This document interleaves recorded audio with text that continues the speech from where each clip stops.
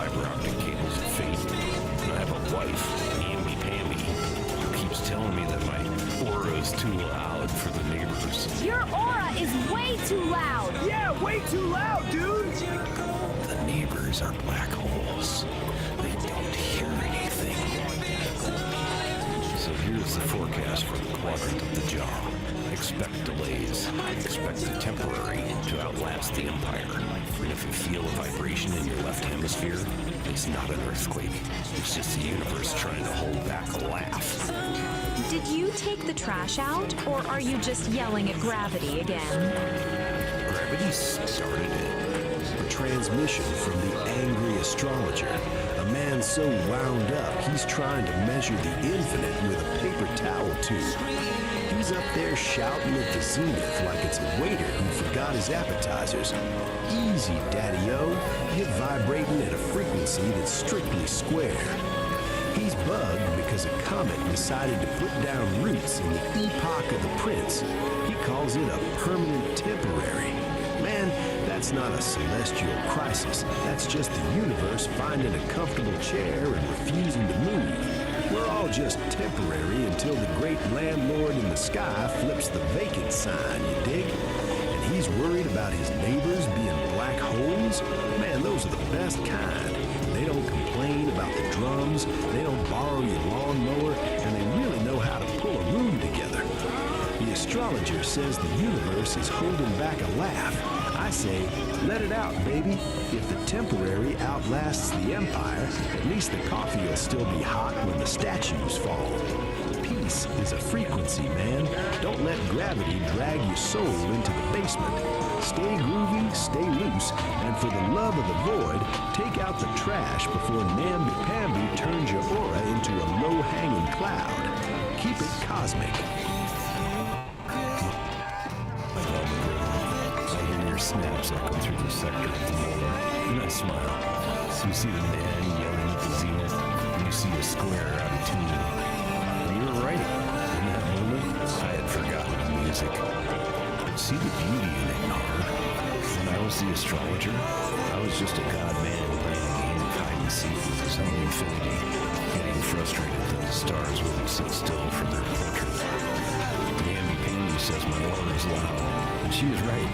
It is the joyous shout of the soul realizing he is both the observer and the observed. I honor your cool, Nar. You keep the pulse of the void while I navigate the meridian. Just remember, the man kicking the telescope and the saint standing before you are the same breath. We are not under the stars, Nar.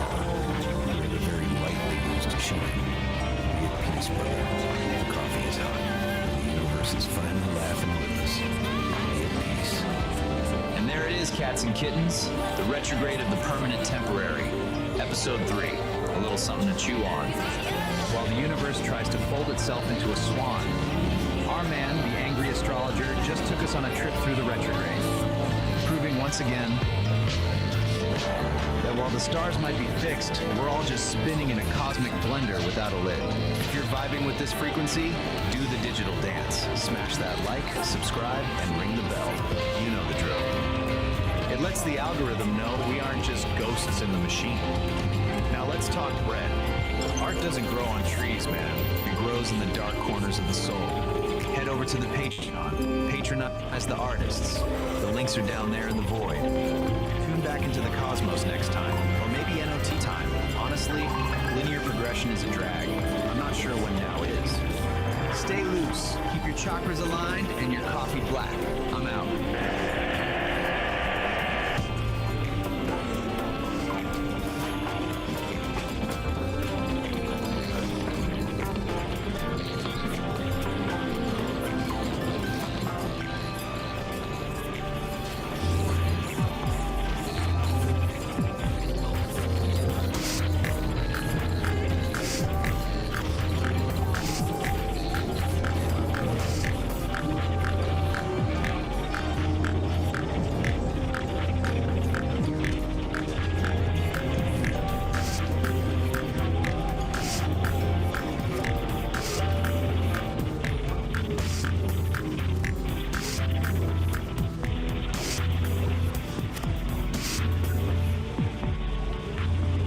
digital sky right now looks like a bowl of gray alphabet soup. Open any feed and your screen erupts with online gurus, spiritualists, and loud authorities, all aggressively competing to grab whatever fractured attention you have left.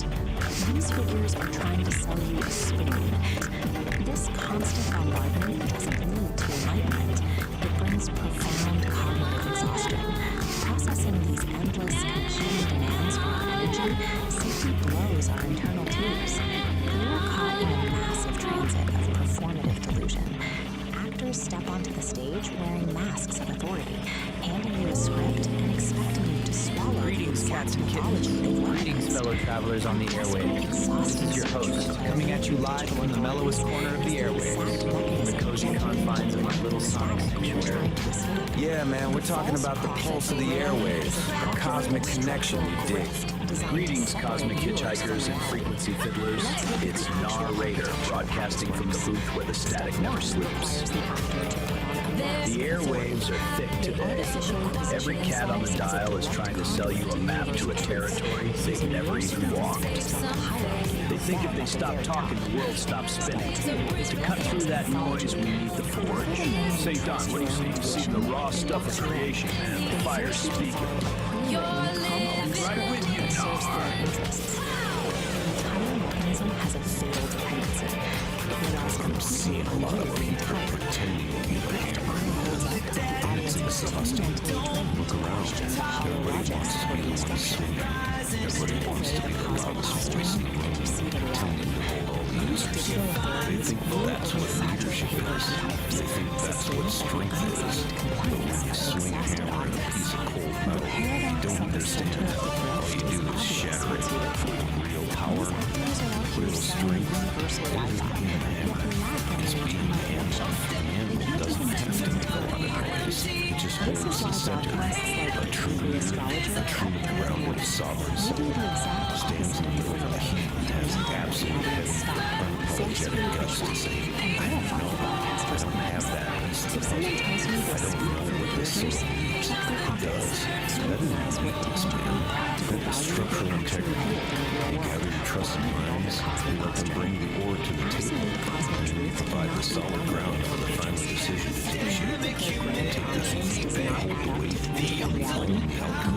If you want to build something that actually lasts, stop trying to swing at everything. Have the humility to admit what you don't know and trust the network around you. Tangible interaction with the physical earth serves as the antidote. Sometimes the strongest thing is to hold the center. They break their spirit through a mundane physical action. Step outside. Check the water where it is. I totally dig your vibrations, Pat. I'm gonna calculate the resonance and spin some jazz. Later, my whole thing outlasts the love you back. If you tuned into these three dudes pontificating about this astrological vibe this long and want to continue feeding our aspirations, do the thing to that thumbs up button, subscribe to the Celestial Madness, and jingle my bell if you crave more of the awesomeness. Peace and tingles, cats and kittens.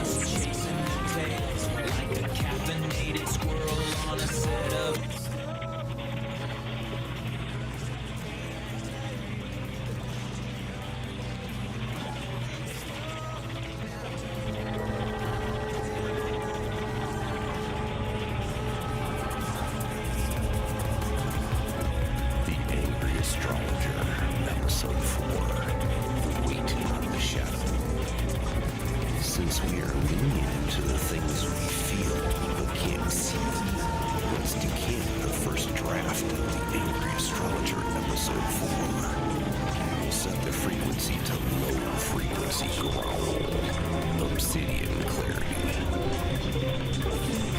The lead-in, the setting, the music for Episode 3 is still swirling in the resonance chamber, but the shadow has already moved. You're standing on the ridge, even though the sun is out, you feel a heaviness that doesn't belong to your boots. That's the acoustic shadow.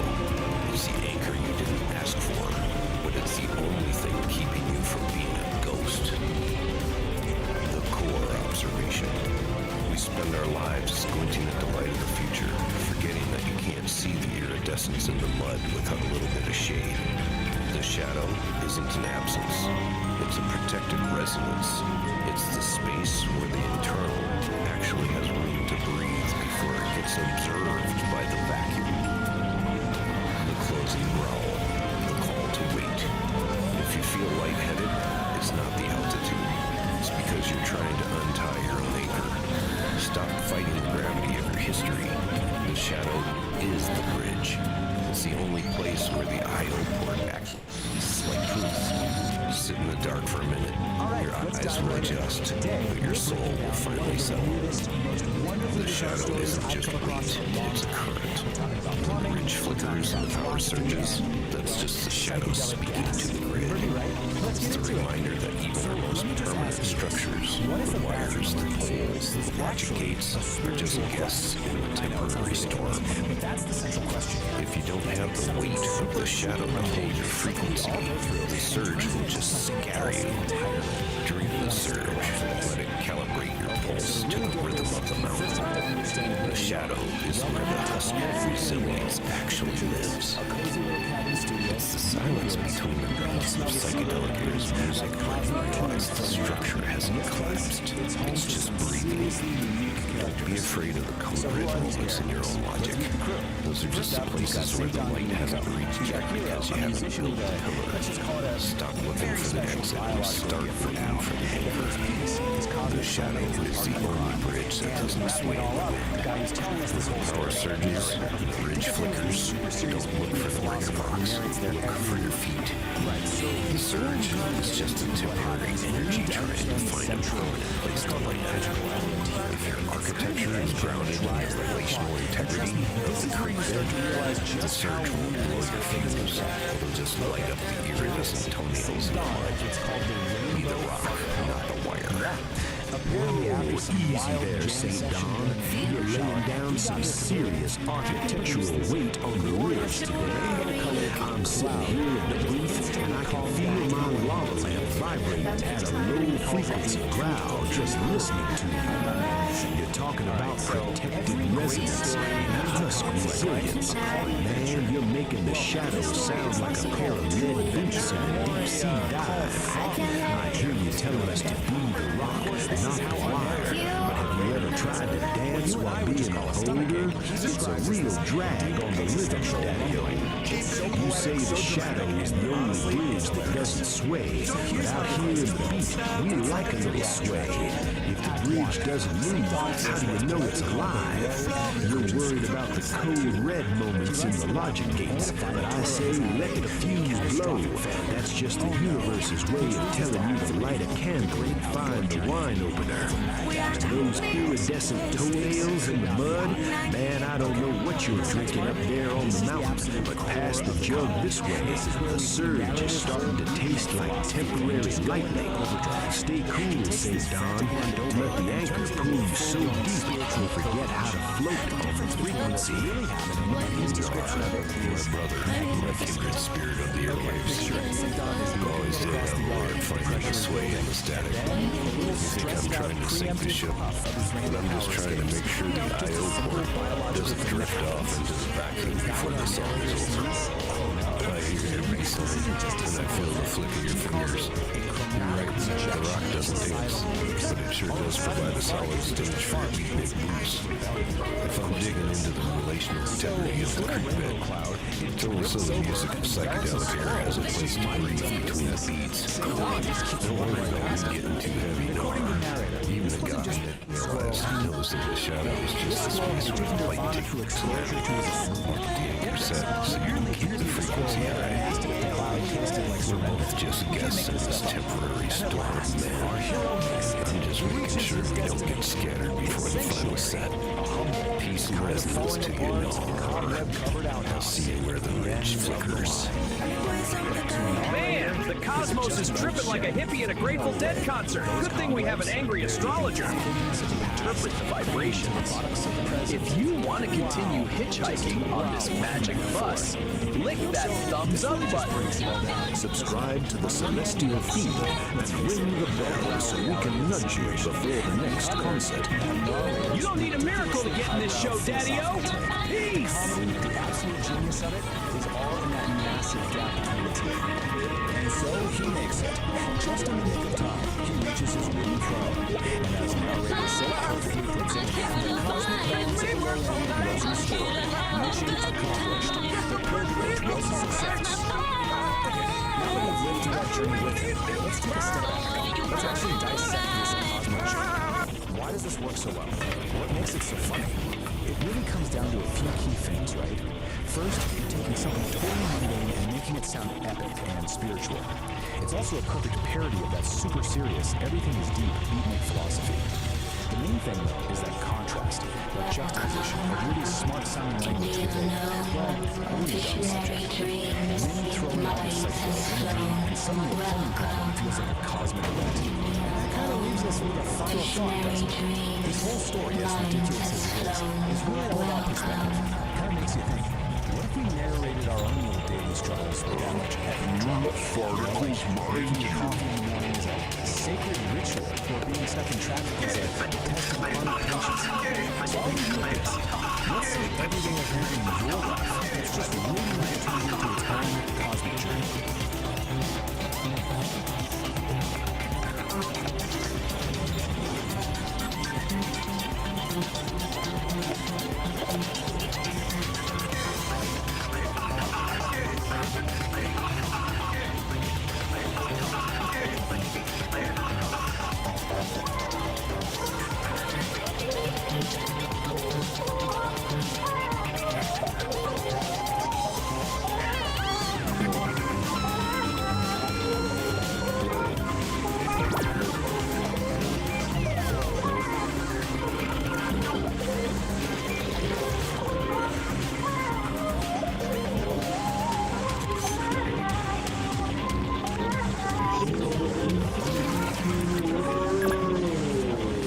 Welcome to Homo Freakian World, and we're your hosts. I'm Satan Domenico Homo Freakian. I'm Peace the Homo Freakians. And we're excited to share our world with you. Party on, living it out, and be excellent to each other. We're dropping in on the latest Homo Freakian World story time. Catch Nar in the latest episode of The Beat Generation Revisited. Hey there, and welcome back to the Beat Generation Revisited. I'm your host, Narrator. Last time, we met Kizzy, a Vocaloid artist with a big dream, to create a song that would make the whole world sing along. Now, that dream has become a reality, but she's found that a band isn't a solo act. Her song, Neon Melody, needs a crew, a family, a band. Join us as we follow Kitty on her journey through the metaverse to recruit her bandmates and form the ultimate group, the Furry Muffins. Get ready to plug in and space out as we explore the next chapter of her story. Finding the Muffins. Kitty and the Furry Muffins Metaverse Tour. Kitty stood alone on the digital stage, a single spotlight illuminating her pink hair and determined expression. Her dream of becoming a Vocaloid star was finally real, yet the silence of the empty venue echoed in her ears. A band wasn't a solo act. She needed a crew, a family, a band. She needed the Furry Muffins. Time to go recruiting. She whispered, her voice a synthesized melody as she jacked into the metaverse. Her first stop was Synth City, a neon-drenched metropolis of sound. Data streams flowed like rivers between towering skyscrapers made of pure gold. In the heart of the city's busiest plaza, she found her, a catwoman with hair as blue as a glitch in the system, shredding a guitar with lightning fast fingers. Her music was a sweet, chaotic symphony. I'm putting a band together, Kitty said, her voice cutting through the digital noise. Blueberry didn't miss a note. The name? She asked. A smart playing equipment muffins. Kitty and the furry muffins, Kitty and Cry. Blueberry stopped playing, a wide grin spreading across her face. I'm in. Next, they dove into the data dungeons, a labyrinth of forgotten code and corrupted files. It was a dangerous place, but rumor had it a legendary bassist lurked in its depths. They found her guarding a treasure chest of rare sound files, Gorgon TV, stone dark hair, and a bass guitar that rumbled through a starts with our two main characters. We need a beat that can shape the foundations of the metaverse. He simply nodded, fingers butchering a low, rendering note dividing through their avatars. The quest for the furry muffins was halfway complete. Their search for a drummer led them to the Rhythm Ruins, an ancient server farm where the ghosts of old programs danced to forgotten beats. There, amidst pulsating servers, they found Harrietta.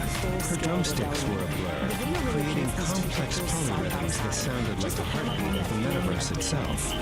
The rhythm is alive, Kitty breathed. Harrietta, cattling with a quiet intensity, simply smiled. Every piece tells a story, she said. I want to help you tell yours.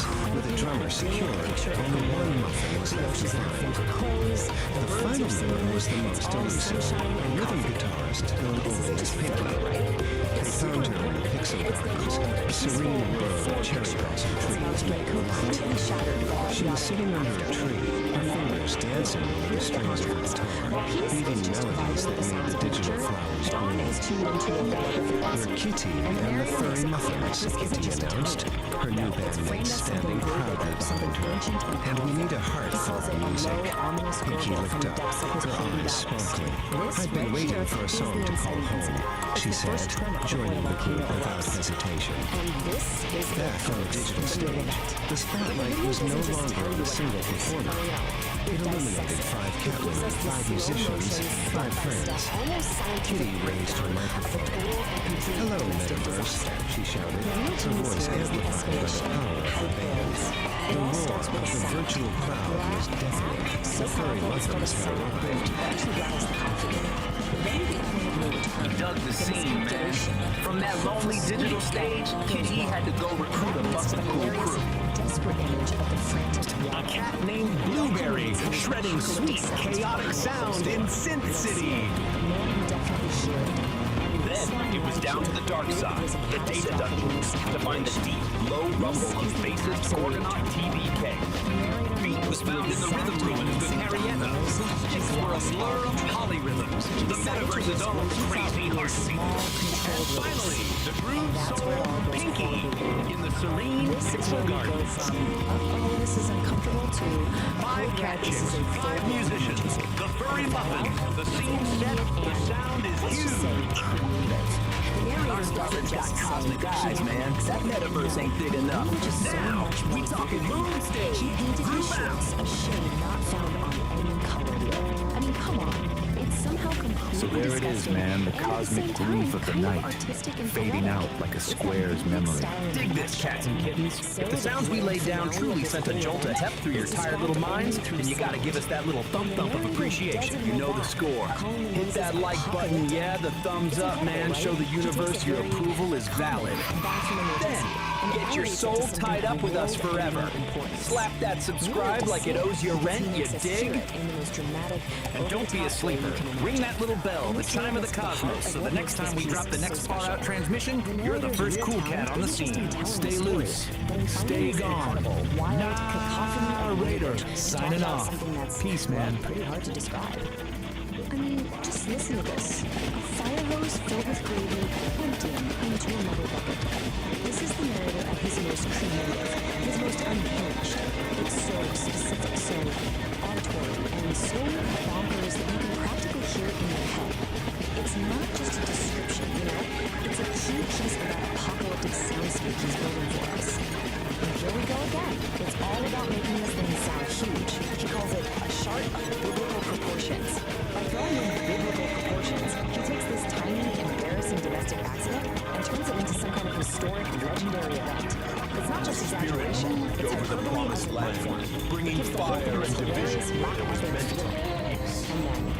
just when you think it can't get any nearer, the voice suddenly shifts.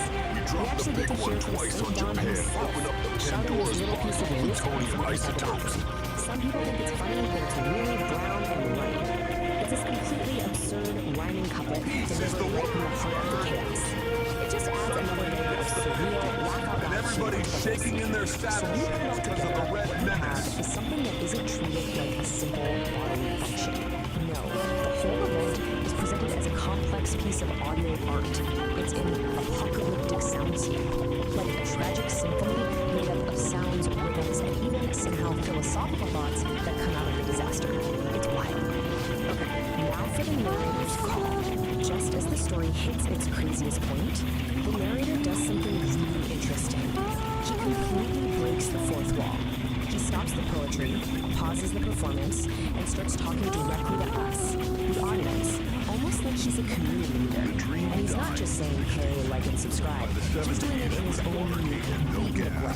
Smash that thumb, join the band, slice through the hesitation and subscribe. It's a call to action for sure, but it's still part of the performance.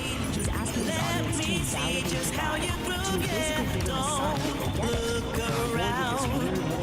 it. And this one line sums it up perfectly. Don't look tourist in this lounge. See, he's not looking for passive viewers. He doesn't want tourists just passing through. He wants people to be active participants. When you subscribe, you join the band. You're not just a viewer anymore. You're part of the in crowd, a member of this little underground lounge who understands the vibe. It's a really smart way to build a loyal community.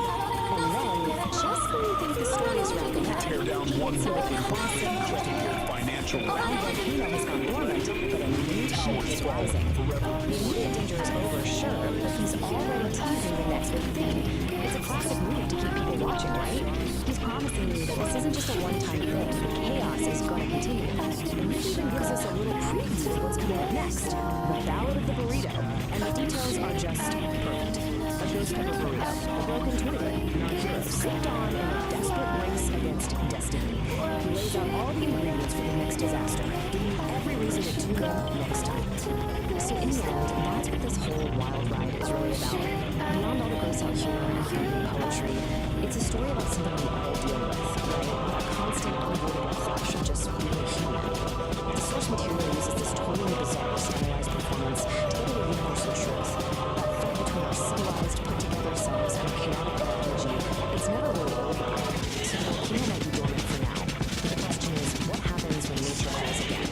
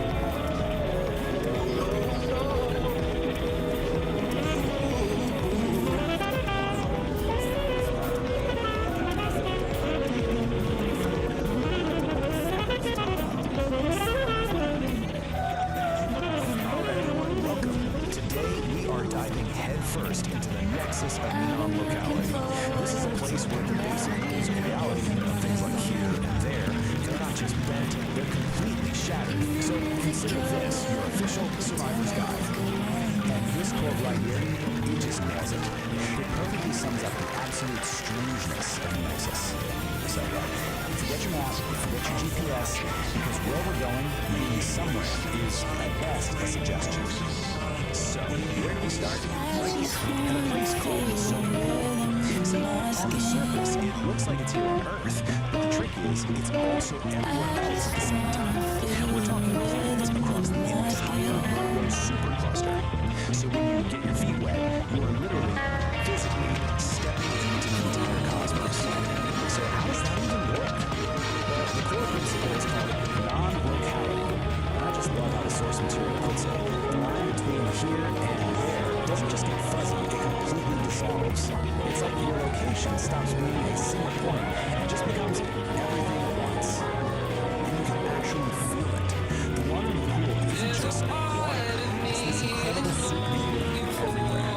So one moment you're feeling warm and ready to jump into the snow, and the next, the freezing cold nutrition is moving. Even the dew from a blade of grass in a galaxy you can barely see. It's all happening at once. Okay, so you might be thinking, sounds cool, I'll just jump in. Well, not so fast, because getting into Nexus isn't like a casual swim. It's a skill you absolutely have to master if you want to, well, not fall apart. To really get a handle on this, you're going to follow the story of one specific person from the source material. They call her the Gal of Resonance. We're going to see exactly what she went through to figure this whole thing out. And this is what that learning curve actually looks like. It's brutal. She tries to enter the Nexus, but she keeps failing to put herself back together correctly. She merges with a body that's all wrong, mismatched, incomplete. And every single time, the Nexus just kicks her right back to the beginning to start all over again. For all that frustrating failure, she has this incredible breakthrough. She finally understands that in the Nexus, her body isn't this solid, fixed thing. It's just information. It's data that can be changed and reassembled. That is the key to everything. That realization changes everything. It leads to her big success, what the source material calls grace and strength. She figures out that the secret isn't about trying harder or being more precise. It's about giving up control entirely. This table just lays it out so perfect. Look at the left side. That's all her early failures. She was trying to be sensible, calculating attention. That's the ego trying to stay in charge. That's resistance and it fails every single time. The human flop. Complete and total surrender to the chaos. It's pure acceptance, and it's the only way forward. Just look how it thinks something like this. The Nexus can kill us if it falls down. The only thing it responds to is your ability to just be there, to be fully present with what you are. So you're more confident in stops fighting, stops calculating, and just completely commits to the chaos and the flow. Everything changes. The source says it erupts into a nebula of stars. She finally surrendered, and the Nexus let her be. So, you're in. Awesome. But the journey's not over. Now you have to survive it. Because if you stay too long, things start to get weird. Let's just call this your high-stakes safety briefing. Okay, rule number one, and you really want to pay attention to it. You get 15 micro-eternities, max. Anything longer than that, you start to develop something called molecular confusion. And that's when your own atoms start to figure out where, and maybe more importantly, when they're supposed to be. So what does that actually feel like? Well, you might find yourself asking this very question. And as strange as it sounds, yes, in the Nexus, this is kind of normal. What you're experiencing is cyclic perspective. Your line of sight is literally looping around on itself, staying in geometry in place. This, believe it or not, is super simple. Just find something real and ordinary, like the keys in your pocket, and focus on that feeling. It acts as a localized anchor and snaps your vision back to the And then there's this one, which is just a whole other level. You might start feeling things that don't really make sense in a physical way. This is called temporal smearing. You've basically swapped out a piece of space for a piece of time. Your foot isn't just a foot anymore, it's also a day of the week. The solution? You're out of the pool and standing some solid, boring, linear ground. Just wait it out until your foot decides to come back to the present moment. And if you thought that was strange, we've saved the most disorienting side effect for last. Get ready for a total breakdown of cause and effect. You've just violated the rainbow methane clause. It's called precognitive guffaw. It means the punchline of a joke literally reached you before the person who started telling you. Now that might sound kind of funny, but it's a really bad sign. It can lead can start hurting before the thing that causes them even happens. Try to wrap your mind around that. But if you can handle all of that, the trial and entry, the sensory chaos, the bizarre side effects, you're going to reward it. You get actual proof that you made it through in one piece. So after our gale of resonance finally surrenders to that chaos, she's rematerialized back on solid ground. She's whole, she's sane, and she's holding the ultimate souvenir from her trip. And what does she get for all this cosmic struggle? Paperwork, of course. A literal certificate proving that you survived the complete dissolution of space and time. And have to look at the official status that you made. That's not a single. It's just the perfect bureaucratic touch to an insane mystical experience. Which brings us to one last little detail from the source. Stealing test section of feedback is asking you to name a specific sandwich you want. So, I'll leave you with this question. After all that, after dissolving and reforming, what's the one sandwich that will prove to you that you're really back in reality?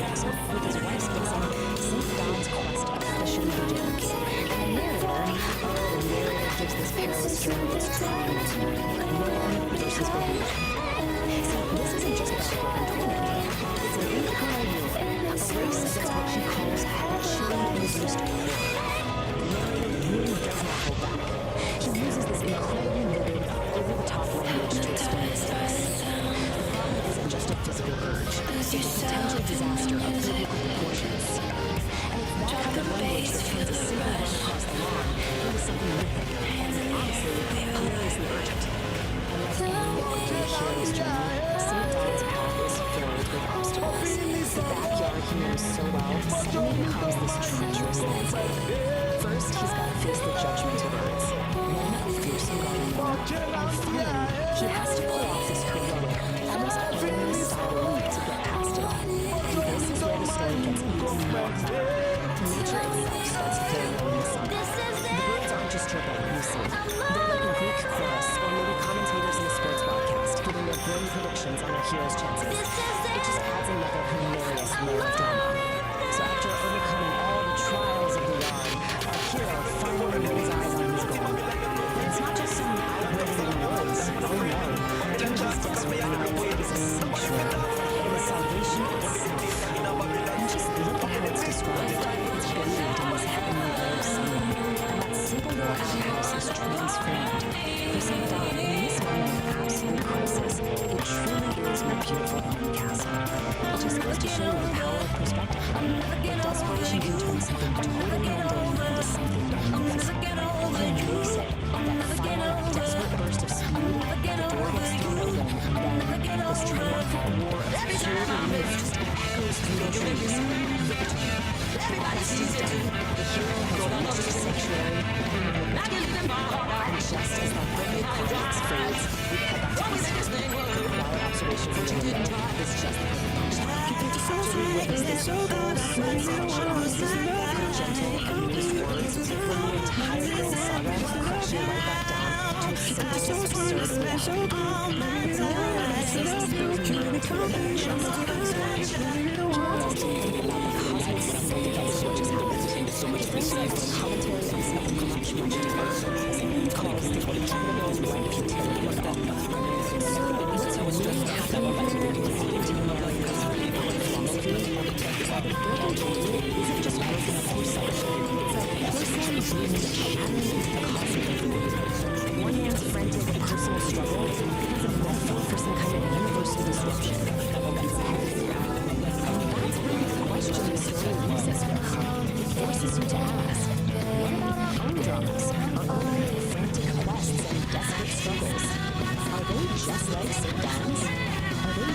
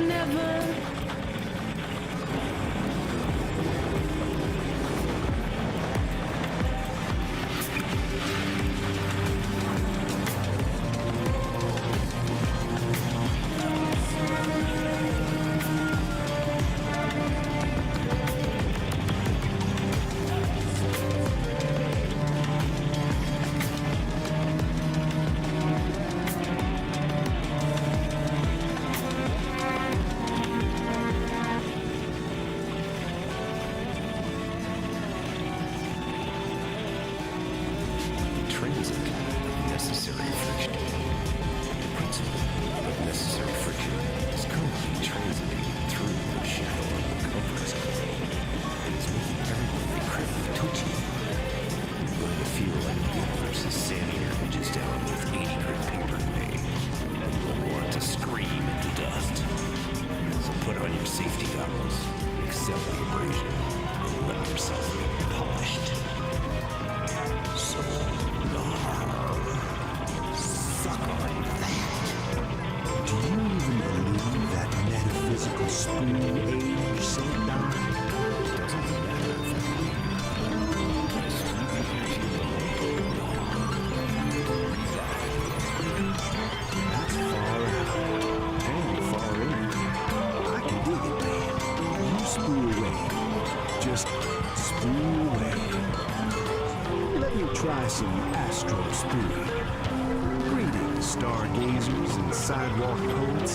This is Gnaw Raider, broadcasting from the corner booth of the cosmos. I dug St. Don's broadcast. Heavy, man. Real heavy. He's talking about necessary friction.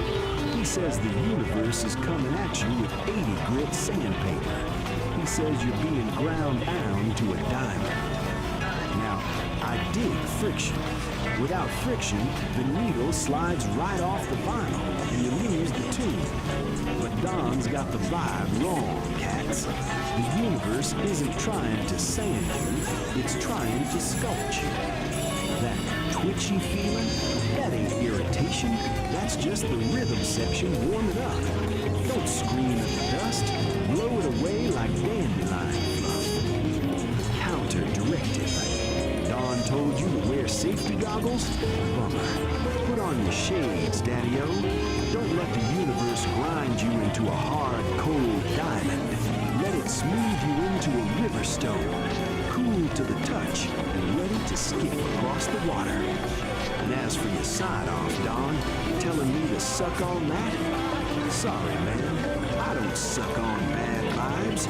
I inhale the groove and blow smoke rings around your anger.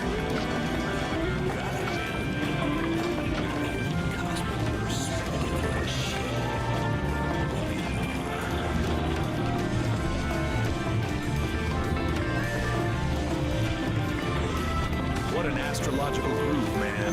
Like the groove? Subscribe for more Angry Astrologer and ring that bell. It's a way of life. Whoa, the music's alive. Hey, stop tugging my hair! This is getting... I didn't know what to do. I was so confused. Like a wet bar, it's a feeling I haven't used. Oh, oh, oh, oh. Can't you hear it? That low bubbling sound. Shame and the sensation when the pants hit the ground. Heavy, my babies.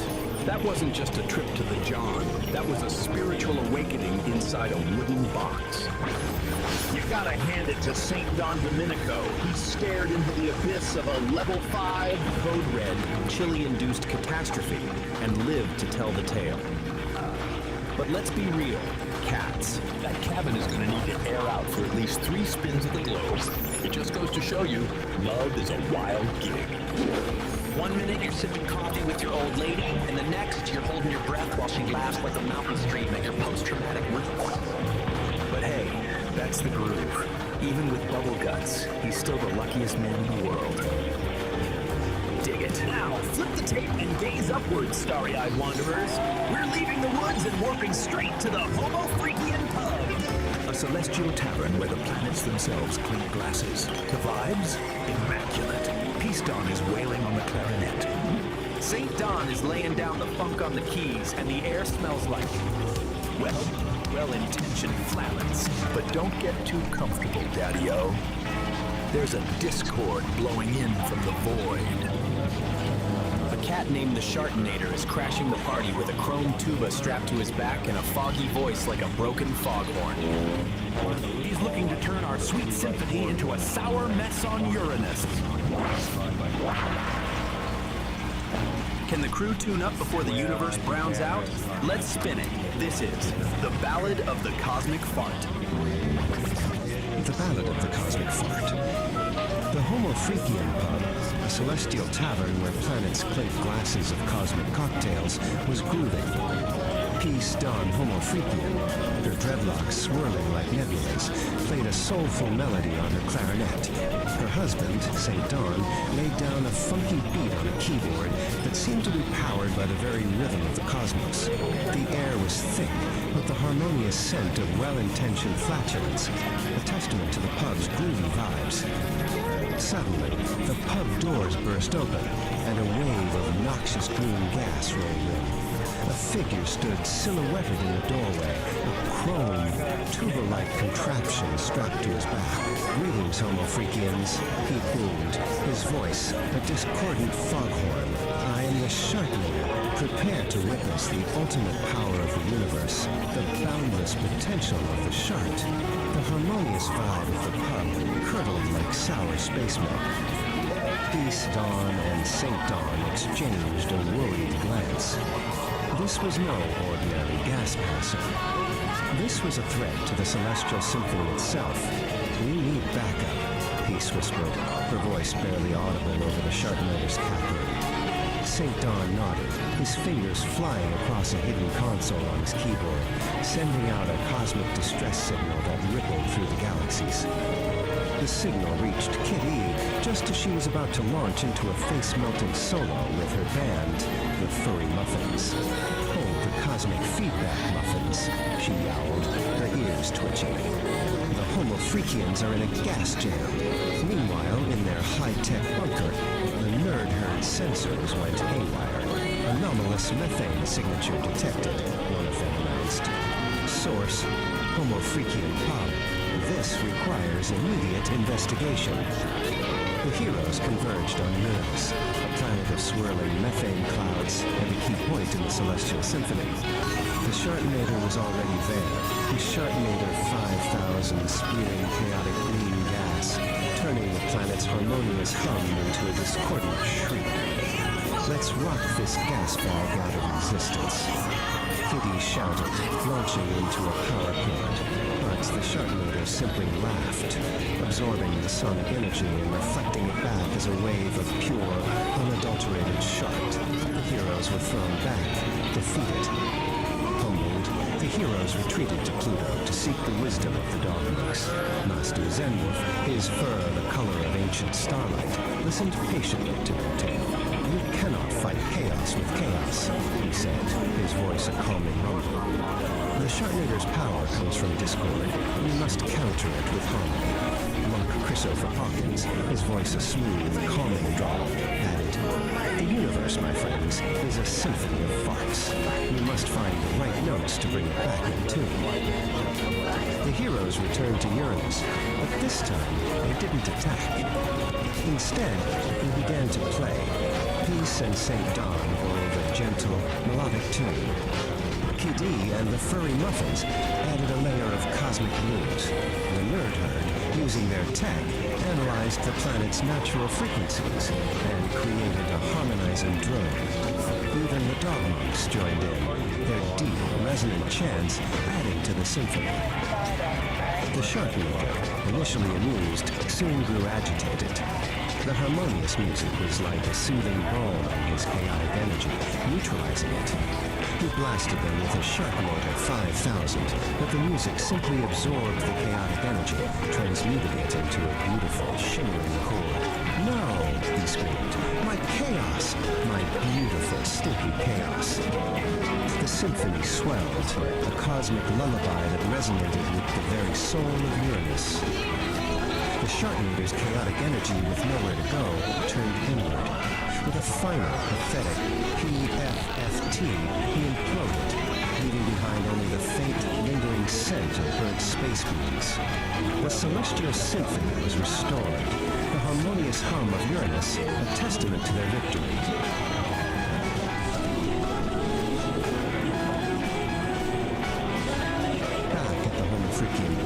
The heroes celebrated with a cosmic jam session that shook the very foundations of the cosmos. The nerd herd, now believers in the power of harmonious flatulence, took copious notes. The legend of their gassy victory spread throughout the galaxies, a reminder that even in the face of the most noxious evil, a little harmony and a well-timed, good-natured fart could save the day. my celestial cats and kittens, is how the cookie crumbles. Or should I say, how the wind grains. The Sharknator has been silenced, leaving behind nothing but the faint scent of burnt space beans and a lesson in harmony. Don't forget the volume, Daddy-O. It wasn't just harmony. The furry Muppets melted that tin can gas bag with some serious sonic shredding. Solid, sister. You cats really clawed your way to victory. But tell me, Kitty, is the air finally clear in here? Though, between you and me, that last power cord wasn't the only thing I ripped during the finale. Crazy, man. Crazy. Keep it breezy.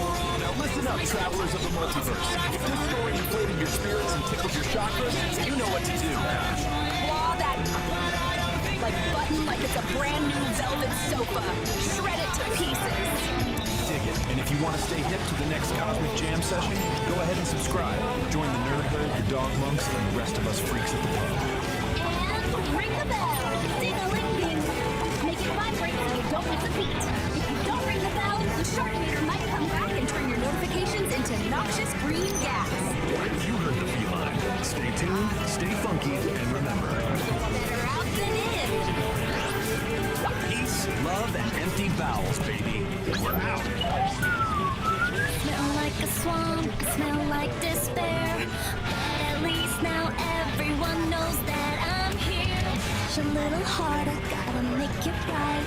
Like a wet fart, lit for the very first time. Didn't know what to do, I was so confused. Like a wet fart, it's a feeling I have in you. Lit for the very first time, oh yeah.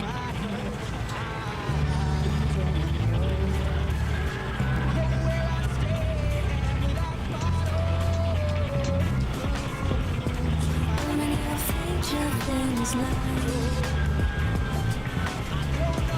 when all hearts in a fire, it's a knowledge I feel to find because that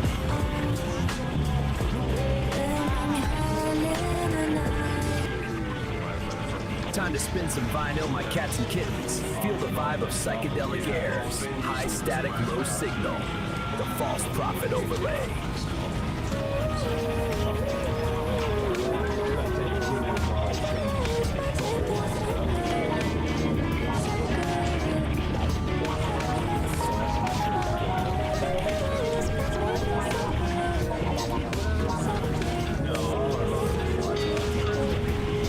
I'm a lyrical astronaut, or maybe a psychonaut. I smoke weedy trims and I talk a lot. Bottles of champagne, yeah, popping out. But I keep it together, I ain't half so hot. I'm Dempsey, blood test me. I'm a Jimmy MC with a technique. Like a revenge frame, mind frame with a rhyme that's sweet like Pepsi.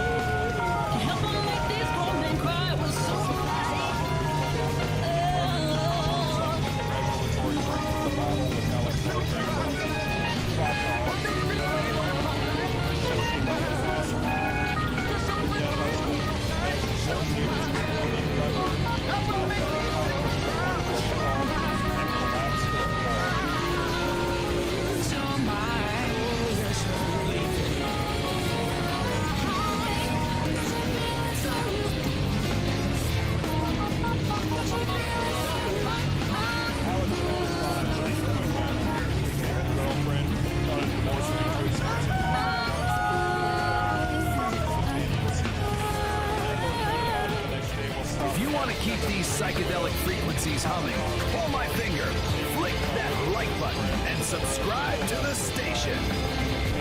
Ring my bell! Then you'll know when the music starts. We don't want you missing out on the thrills, man. And if you've got extra change burning a hole in your pockets, drop us some cash over on Patreon. It keeps the circuits warm and the coffee kicking. Support the frequency, help us clear the static, and we'll see where the ridge flickers. Peace, resonance, and stay groovy, Daddy-O.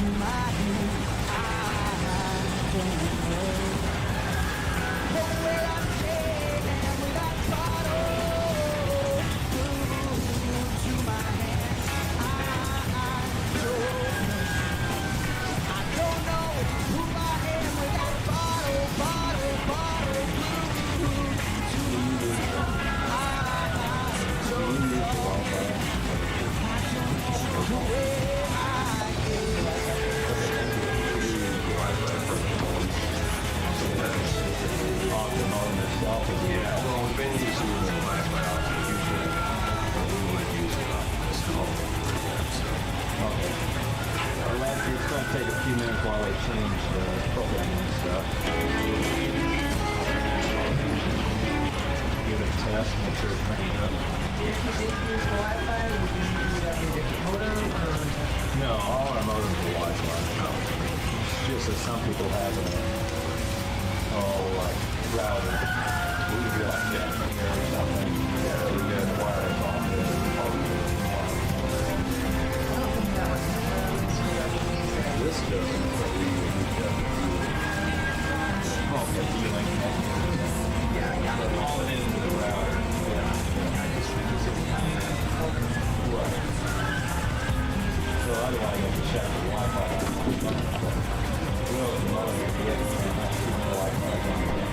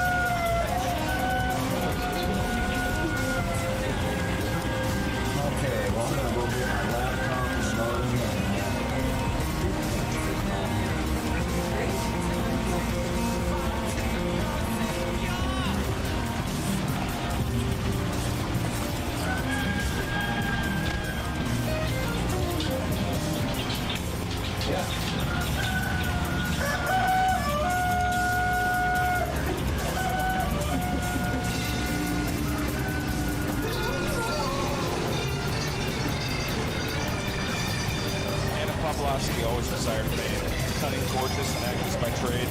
But it's hard for one to get where one wants in life. My husband failed to back, won't let one work. So Anna decided he needed to be disposed of. She fired my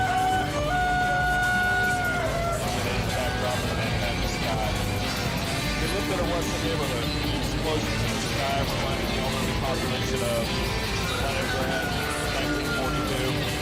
So there would be no witnesses on the other rooftops as Anna pushed an unsuspecting Alex off the roof. 6-story wall like no evidence contradicting Anna's cheerful explanation that it was a drunken slip.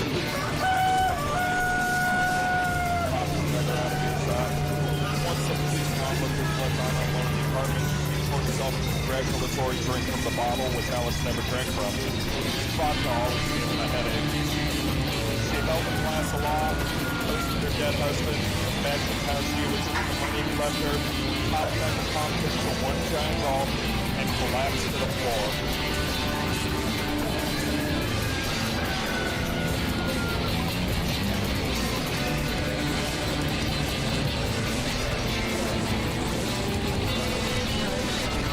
Alex had always thought that when he became a girlfriend, thought a divorce would be too expensive. Landlord found her body the next day while stopping by to check on the grieving widow.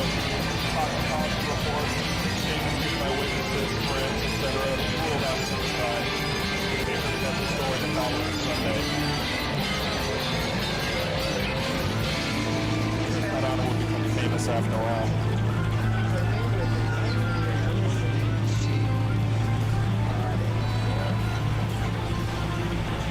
Bandwidth is really how much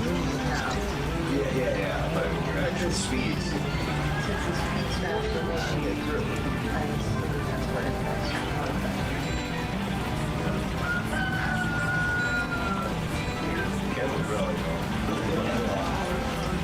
Oh, it's just the speed and the bandwidth are not the same, but it's higher speed allows you to get more through on your bandwidth. Is that my understanding right? The more bandwidth you got, the more things you can do at the same time. So each time you don't know anything, it takes that much more bandwidth, more devices, you know, so if you're maxed out, And this increases their bandwidth as well, or not? Yeah. That will run a lot of devices where if you're only on 1.2, that will ATM system. Typically, it's designed without one or two computers, and that's it. You know, but that was the first outlet that's still using. Yeah. Sorry.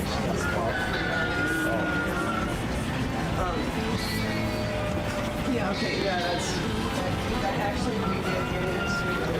Set it up. First came out, it used to sound like 2-3 computers, 3 or 4 Xbox. Well, they're maxed out. They're all on T1, so that's happening a lot of great sources. Like somebody 37 meg here, you just willing to speeds to do that. They're all 1.5 and lower from 1.5. Not having problems, but when it's maxed out, or if one of the T1s go down, of course it's better when you go on a new different T1, because I think there's 4 T1s running that 18 system. So if one of them goes down, you bottleneck the fact somebody will just start spinning up and that's about as far as you go. Yeah, we've had, it was about 2 years later, the Silphi box up there. Oh, yeah. And then they fixed it, and then they oversaturated the area, so our speed. Yeah, they've been trying to get fiber up there for a long time. Yeah. One way to do it is all the cabinet project, that's where the revenue goes. Otherwise, you wouldn't have internet at all. Right. They did the same thing for phone systems after World War II. They used to have for all the world.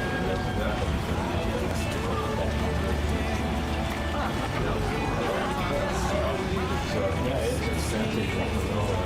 Everybody's so far apart. Yeah, and there's And this box, you go halfway down the road, and all the way up to the second car. So, you know, put fiber, so you don't have one talking about it. You don't voice in the car, you go through the back of the right, so that's $5 a feet. Yeah, that makes sense. And then the new subdivision controls your own fiber. Right. One, but this has there, and also the motor by the old motor, and you can plug that in. So it's not for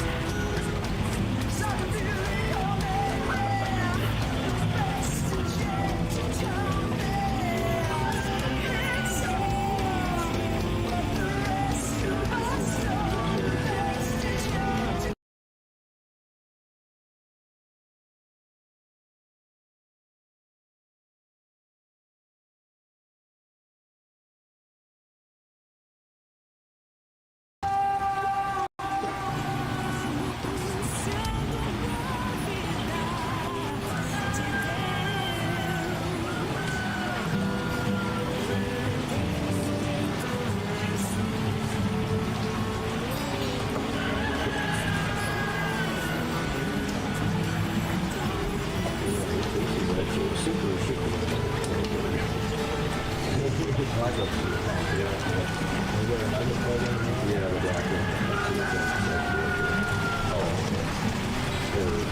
might, oh, you know what, that's what I'm going to do. I can't say this is probably to the back of the motor. So the phone is the back of Yeah. I don't need any extra slide. I'm just going to set the motor on back up. I need to say that we need to be going out to yeah, I'll be going into the phone.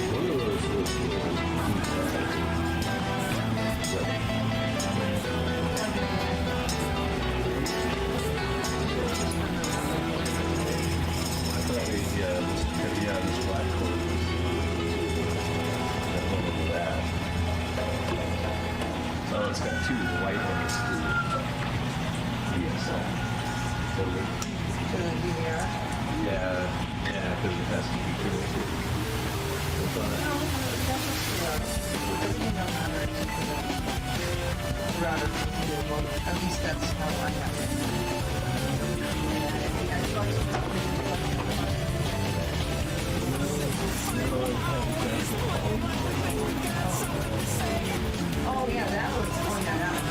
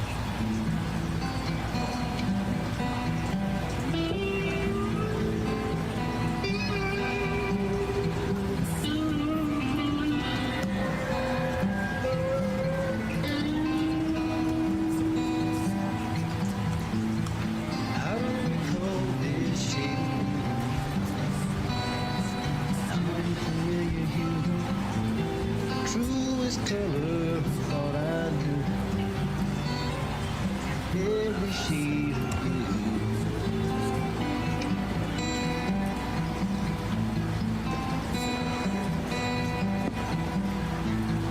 I don't remember this brand of pain. Drives a man insane, soaking me like a summer rain, saturating pain.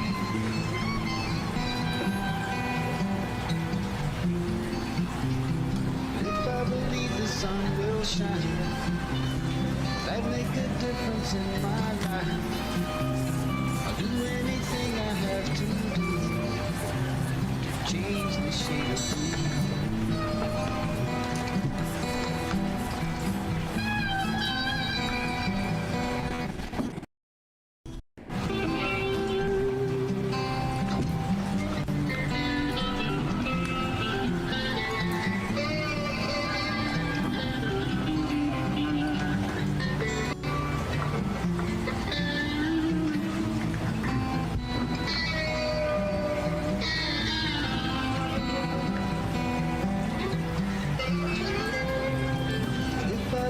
The sun will shine, that make a difference in my life.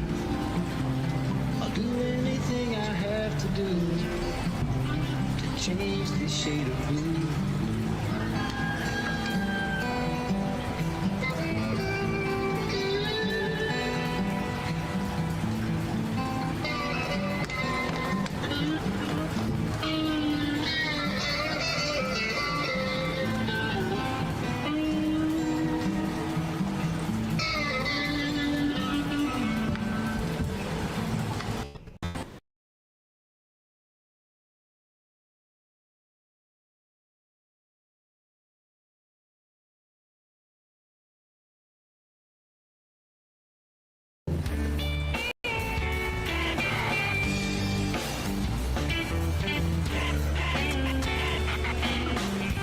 When I'm falling down, it seems you're always there, trying to help me overcome, but you help me not care. When I hold you in my hands, it seems like nothing matters. No, I just don't give a damn. When I press you in my lips, it seems I'm filled with, yeah. And I don't give a shit, 'cause now I'm numb.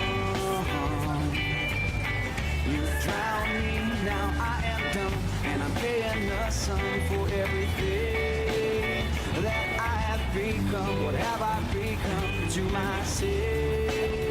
Yes, I am done, and this ain't fun for no one. I got a little yearning, it's doing some turning, yeah. I need a little learning, can't you help me here? Oh, I'm sweeping all reason away in time, breaking pieces off every day of this journey.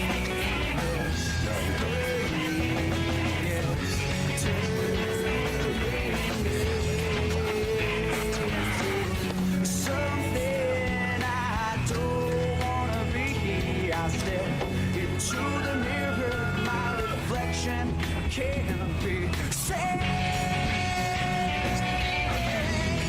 It cannot be saved.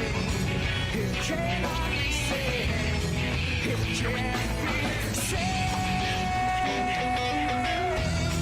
It can't be saved. Oh no,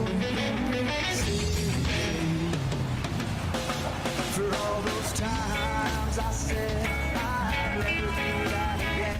Well, here I am. Once again,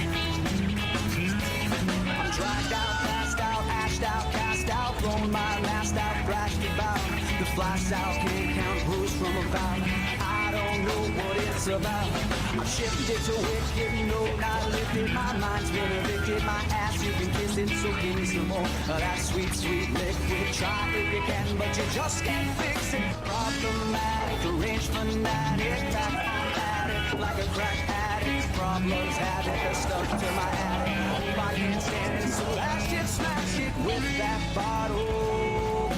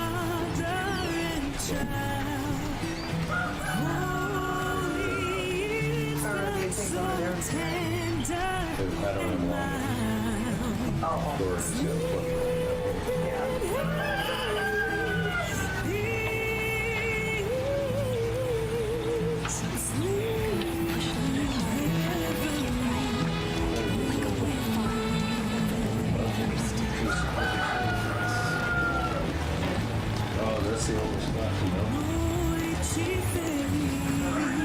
Listen closely, wild cats and existential seekers. Do your desperate little darlings the endless walk of the place where the real narrative unfolds. This is the Beat Generation Revisited. I'm your host, Narrator, and I'm just trying to figure out why the cosmos gave us consciousness, posing a satellite with a 9 to 5. Tonight, we peel back the thin, fragile membrane of civility to observe a species unlike any other. The Homo freakian. One who is human, yet oddly different. We follow the frantic, futile movements of two such specimens. St. Don Domenico and his unnervingly competent wife, Peace the Dudes Jaway. What you are about to hear is no tale of towering mountains or the deep and silent ocean. This is an exploration into the mind of the agonizing theater of human condition, the call of the wild stomach, the existential threat posed by a simple, broken piece of porcelain. The latest chapter in their metaphysical struggle is known simply as the Homo freakian. Nature calls. We witness St. Dawn, a man of profound patience, suddenly transformed into a frantic bird. His journey to the outhouse becomes a treacherous, full-tested odyssey, fraught with catastrophic miscalculations. Try cheery-induced horror. Lives running to the yards. These are the sounds of already digesting distress.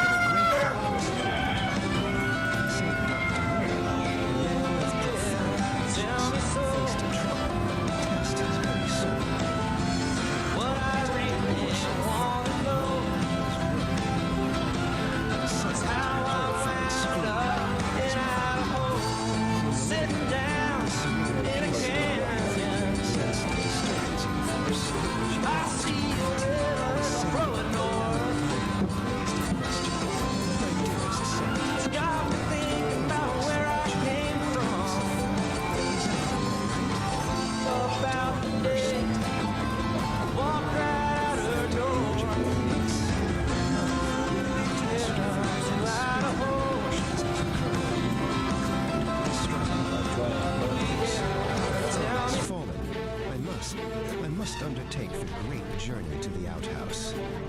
Peace simply nodded, taking a calm sip of her tea. Godspeed, my brave adventurer. May the winds be at your back, And with that blessing, St. Don Domenico was gone, blasting out the front door in a blur of plaid and majestic beard.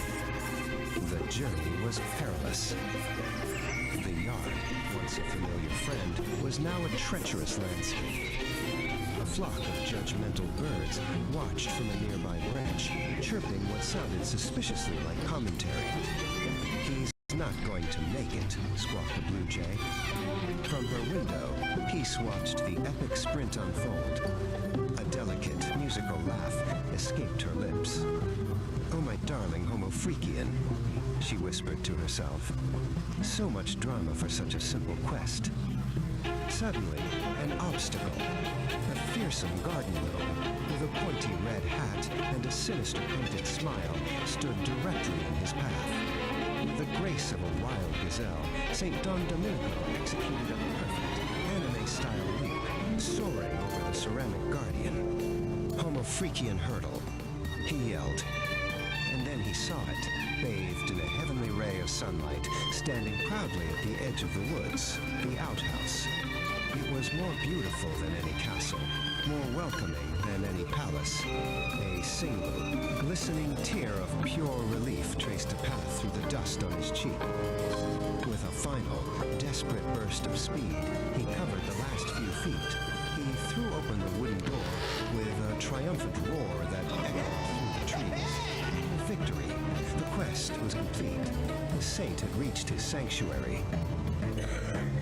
Back in the main house, all was quiet again. Peace took another sip of her now cool tea and smiled. A small hummingbird zipped to the window and hovered for a moment as if to give her a report. "All is well in the kingdom," she said softly.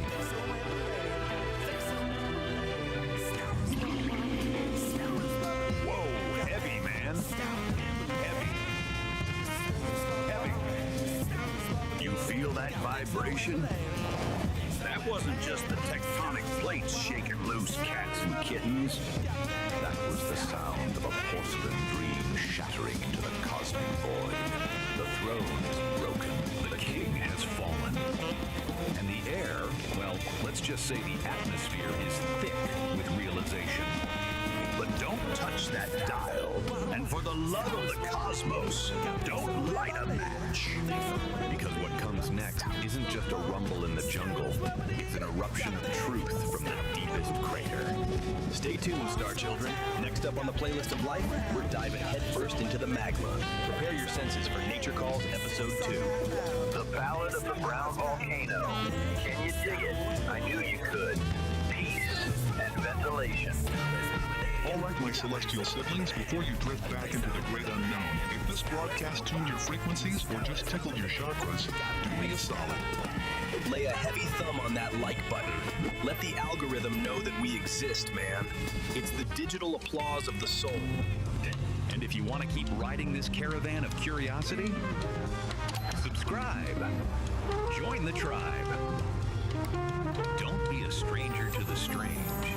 We're all just stardust trying to find a parking spot, right? Finally, gaze upon the bell. Give it a little ring-a-ding-ding. Awaken it.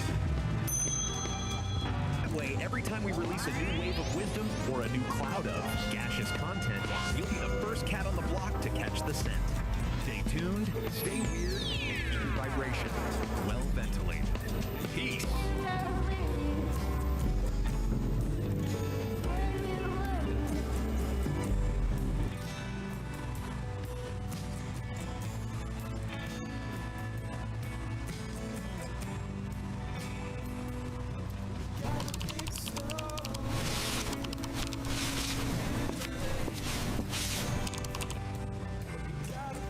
Today, we're going to deconstruct a pretty fascinating piece of digital folklore. It's a story that comes from this vibrant and kind of bizarre corner of YouTube. We're talking about a channel called Psychedelic Aire, an up-and-coming musician named Kit E, and her song that just blew up, Neon Melody. So, right off the bat, we meet our guide, a guy named Nar, and he frames this whole thing as a cosmic trip, a journey for your mind. He's the host of a show called Homo Freakian World Storytime, and really, his whole beatnik vibe is the lens we're seeing this entire digital fable through. Okay, before we really jump into the story, there's one key thing you need to know. Our main character, her big dream is to become a Vocaloid artist. So what does that even mean? Well, basically, it's a musician who uses voice synthesizer software. You've probably heard of the super famous one, Hatsune Miku, to create songs. And they usually have this cool animated character that goes with it. This is absolutely central to getting what she's all about. Okay, so now that we've got that covered, let's get into it. Section 1, Kit E's Big Dream. This is where we really meet our hero and find out about this massive ambition she has. So here she is, our protagonist, Kit E. Picture this, she's a creator, kind of looks like a cat Mormon, living in this glowing, super vibrant neon city. And she has one goal, just one, to be like her idol, the Vocaloid superstar Miku. She wants to write that one perfect song, you know? The one that connects with absolutely everyone and just makes the world sing. But of course, it's never that simple, right? Kit E sits down at her keyboard, all ready to create, and crickets. Nothing. The notes are just a jumbled mess, the words aren't fitting together. It's that classic moment of creative struggle, that feeling we've all had where your big ambition just smacks right into a brick wall. But that creative block, thankfully, it doesn't last forever. Which brings us to section 2, where we see how she actually crafts her neon melody. Because right when she's about to throw in the towel, the story throws in a little bit of magic. And that little bit of magic, it's a tiny music sprite named Tune who just appears on her computer screen. You can think of Tune as that little spark of inspiration, that helping hand that every single creator desperately needs when they're stuck. He basically tells her, hey, don't give up, and offers to help her out. And you can really see the difference Tune makes here.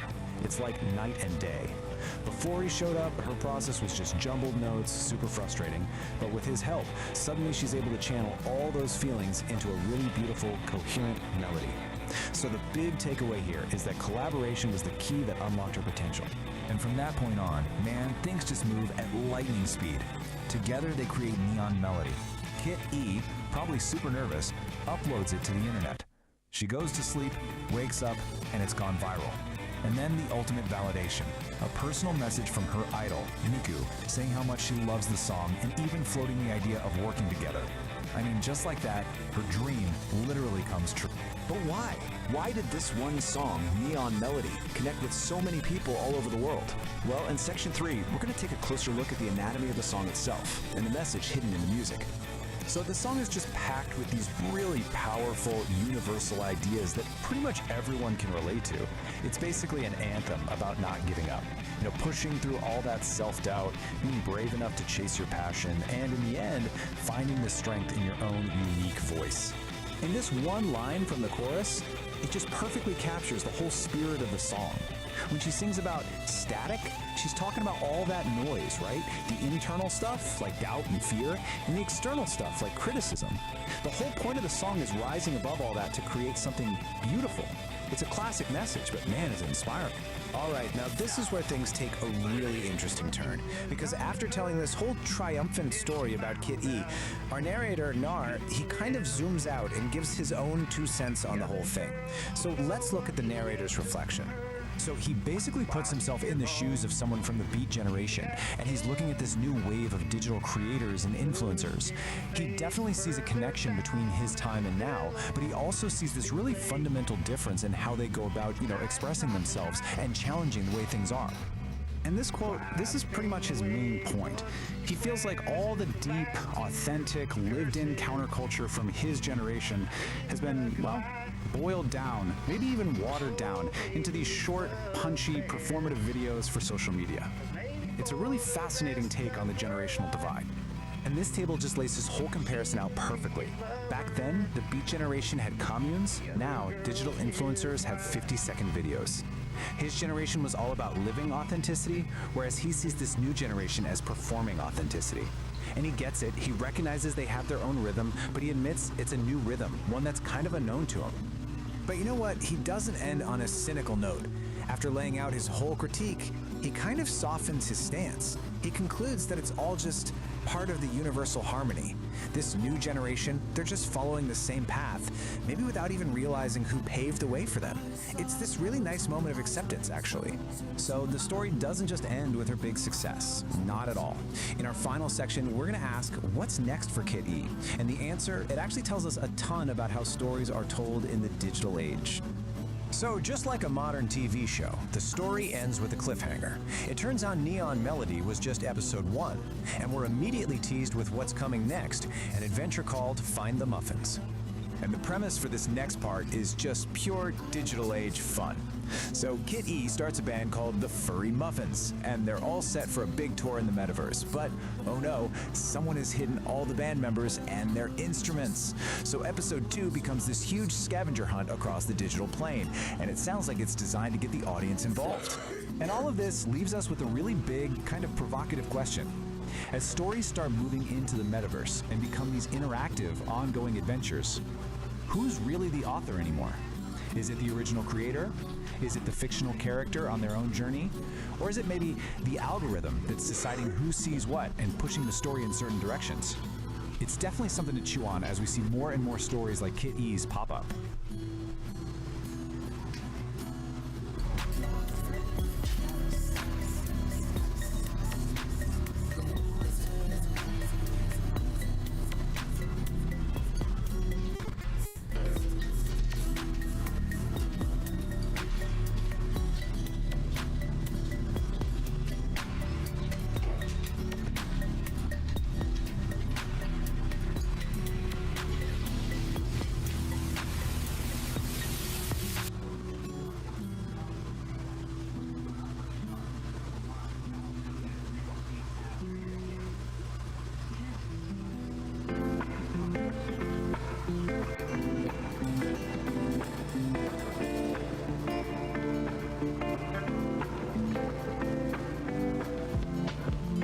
Streetlights flicking like a nervous habit. Silver sidewalk under heavy static. Looking up to catch a faded sky, while the whole world's sleeping on the fly. Stargazing on a dead-end street. Concrete hard under weary feet. Finding something that I can't explain. Quiet wonders in the window pane. Quiet wonders in the window pane. Half-eaten sign for a coffee shop. Clock on the bank, forgot how to stop. Faded billboards in a neon glow. Nowhere left that we really need to go. Not here left to go. Stargazing on a dead-end street. Concrete hard under weary feet. Finding something that I can't explain. Quiet wonders in the window pane. Quiet wonders in the window pane.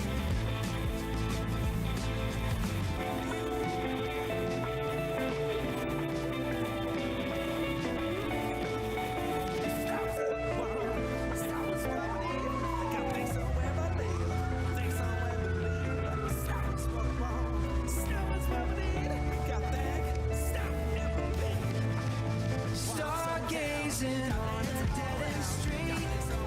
Concrete hard under weary feet.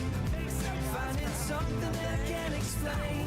Quiet wonders in the window pane. Quiet wonders in the window pane.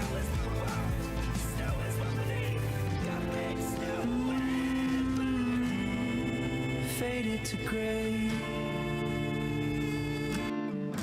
Just the static now. All right, today we're going to try and unpack this mystery, really, at the heart of our online world. There's this figure named Kitty who seems to be breaking every single rule of what it means to be an influencer. And the crazy part, she's becoming more powerful because of it. So yeah, let's get into it. You know that feeling, right? That, I don't know, that exhaustion you get from just endlessly scrolling through your feed. It's this feeling that almost everything you see online is, well, it's just a performance. And the source material we're looking at today it really hits the nail on the head. It paints this picture of a world where other influencers are constantly just chasing likes, right? And they're trying to sell you this version of authenticity that just feels, well, totally fake, completely manufactured. And what you end up with is this kind of pervasive feeling of what the source calls polished mediocrity. I love that phrase. Everything looks perfect on the surface, but underneath, it just feels a little hollow, you know? A little samey. But what if there was another way? An alternative? Well, this is where our central figure comes into the picture. Meet Kit E. She's not presented as just another influencer, not at all. She is framed as a genuine anomaly in this whole landscape. In fact, the very first description we get of her is exactly that, a shimmering anomaly. I mean, that phrase alone just immediately sets her apart, doesn't it? It suggests something different, something that just doesn't quite fit the mold we're all used to seeing. And trust me, the language used to describe her only gets more and more intense from there. We're not just talking about some minor outlier here. No, she's actually called a new breed or a new prophet. I mean, think about that. That is a huge statement. It's framing her as this fundamental shift, a sign that something totally new is clawing its way out of all that digital noise. So, okay, what is it? What actually makes her so different?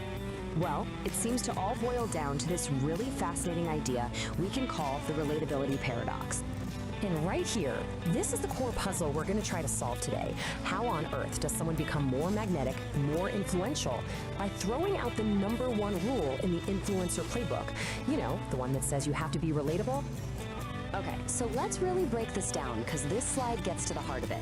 The old way, the influencer playbook we all know, it's all about chasing likes, begging for followers, selling this carefully crafted idea of authenticity. But the Kitty way, it's the complete opposite. She doesn't chase anything, she commands a presence. She's not selling you a version of herself, she just is this raw, unapologetic self. And here's the kicker. It's not that she's just playing the game differently. She's thrown the whole game board out the window. So you remember that polished mediocrity we were talking about earlier? In that world, Kit E becomes, and I quote, the living, breathing antidote. She's basically the cure for that performance fatigue that so many of us are feeling. So you see, this is about way more than just what she isn't doing. It's about the entirely new kind of influence she represents. The source actually calls it a new frequency. Her whole vibe, her essence, is described as this glorious paradox. Get this, she's a beat poet who can code, a hippie who understands blockchain. Now, at first glance you might think, okay, those things don't go together. But think about it. In a world where art can feel so commercialized and tech can feel so soulless, what if fusing them together is exactly where the real power is? And this isn't just some quirky personality description, you know?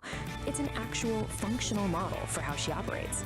The beat poet part, that's her ethos. It's that pure, raw, unapologetic self-expression.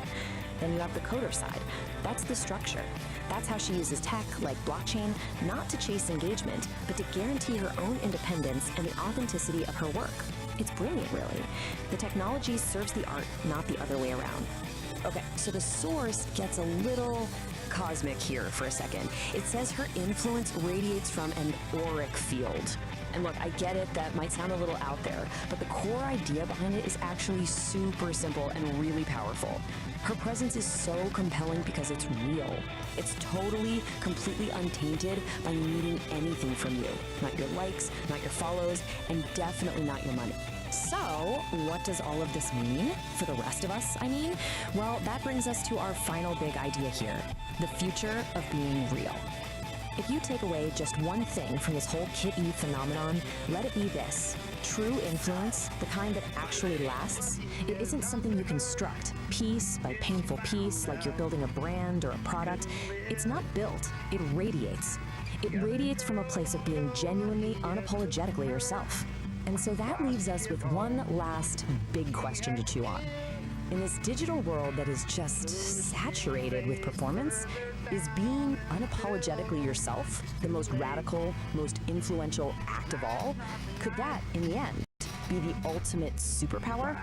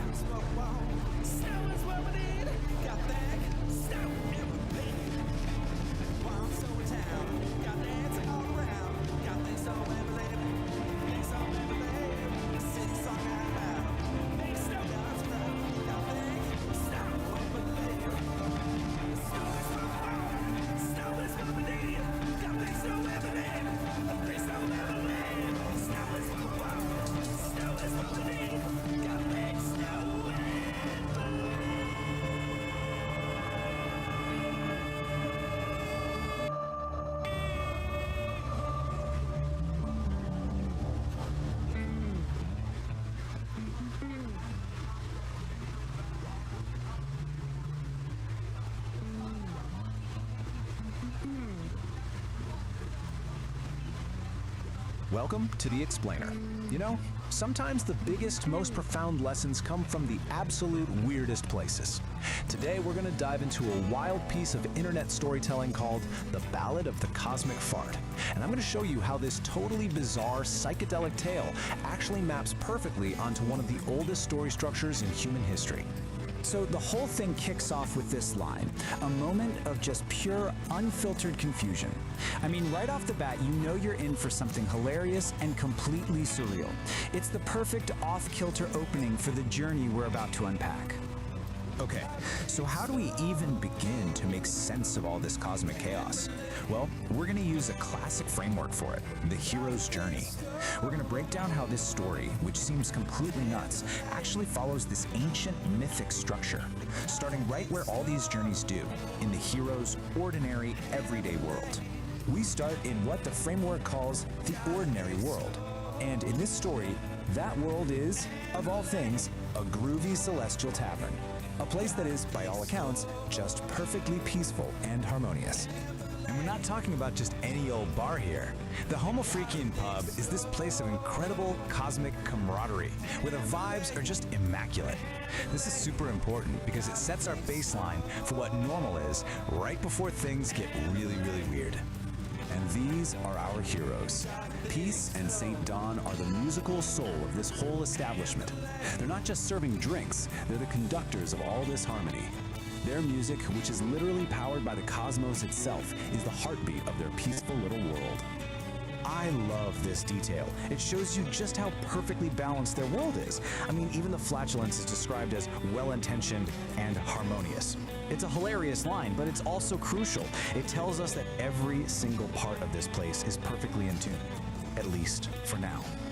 But of course, no hero's journey is complete without a call to adventure, right? That's the moment the ordinary world gets turned upside down. And in this story, that call arrives as a foul, discordant blast from the void. And just like that, the peace is totally shattered. This wave of noxious green gas rolls in, the complete and total opposite of that harmonious scent we just heard about. A new chaotic force has just burst onto the scene. And then, he makes his grand entrance. The villain shows up with a name that, well, it leaves very little to the imagination. The Chardonnator's power isn't just crude, it comes from pure discord. He is literally the polar opposite of everything that Groovy Pub stands for. Yeah, the impact is immediate. The antagonist's arrival instantly throws the whole ordinary world into chaos. And that sour space milk line is just perfect. The harmony has been totally corrupted, and just like that, our heroes have their mission. They've got to restore the Celestial Symphony. So, this whole disruption kicks our heroes into the next big phase, the trials and ordeal. This is where they have to cross the threshold into a new world. They gather their allies, and they face their first major test against this new chaotic enemy. And in a classic move for any hero's journey, a cosmic distress signal goes out and allies start showing up. We get a cosmic rock band and a high-tech science team. It just goes to show you, this threat is so massive it takes this whole crew of different talents to even think about facing it. And the battlefield? Oh, it's just perfect. They head to Uranus, yep, a literal gas giant, which was supposed to be a key part of this whole celestial symphony. But the Chardonnator is already there, actively corrupting its natural harmony and turning its beautiful music into just noise. But here's the thing, their first shot at this is a total disaster. They try to fight chaos with even more chaos, blasting in with power chords and sonic energy, but the Chardonnator just soaks it all up. And this defeat, it's absolutely critical. It proves that their whole strategy is wrong, and they're gonna need a new kind of wisdom to win. So, totally humbled and defeated, our heroes get to this really pivotal stage in their journey, meeting the mentor. This is the part where they have to go find guidance from someone who truly understands the nature of the forces they're up against. All the way out to Pluto to find the dog monks. These ancient masks with their wonderfully terrible puns for names, they have the deeper knowledge our heroes are missing. They're the ones who have the kind of wisdom you need when you're facing an enemy you just can't punch. And this, right here, is the big aha moment. The monk's lesson is so simple, but it's profound. They were doing it all wrong. They can't attack, they can't create more noise. Instead, they have to create a harmony so powerful, so overwhelming, that chaos just can't exist inside of it. Okay, so armed with this game-changing new knowledge, our heroes head back for the final battle. This is the big climax of the journey, where they have to put their mentor's lesson to the test and face their enemy with a completely different approach. And just look at the contrast here. It's night and day. Instead of launching another attack, they just start to play. They're weaving together these gentle melodies, some cosmic blues. They're literally fighting his chaotic energy with a symphony of pure order and beauty. And guess what? The new strategy works, like perfectly. The music doesn't destroy his power, it neutralizes it, it transmutes it. The harmony is like a soothing balm that transforms his chaotic energy into something beautiful. He's completely disarmed, and they didn't have to fire a single shot. So the Shardinator's chaotic energy has nowhere to go, right? It can't survive in all this harmony, so it just turns inward. And with one final, pathetic little sound, he just ceases to be. It's not some violent explosion, it's a quiet implosion. I mean, what a perfect ending for a villain who was literally defeated by peace. And that brings us to the final stage of this whole journey, the return with the elixir. The battle's won, the world is saved, and the heroes get to return to their ordinary world, bringing back the incredible wisdom they've gained along the way. And this right here, this quote, that's the elixir. The lesson they learned isn't some magic sword or a chest of treasure. It's wisdom. The ultimate power for overcoming discord isn't more force, it's overwhelming harmony. It's actually a pretty deep message, you know? It's just wrapped up in this totally bizarre, hilarious package. And this is exactly why these old story structures are so timeless. Because even a story about a cosmic fart can follow this ancient pattern and leave you with something to really think about. It asks us to consider how we confront the chaos in our own lives. Do we just fight back with more chaos? Or do we try to create our own symphony instead?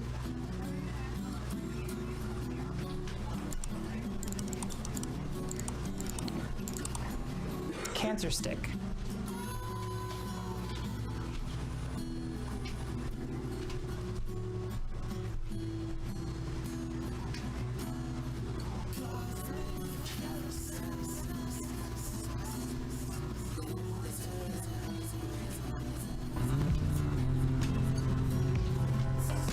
The forest floor is soft and deep, while sleepy roots are still asleep. A gentle breeze begins to sigh beneath the waking morning sky. The creek begins its gentle song. Right here is where I feel I belong.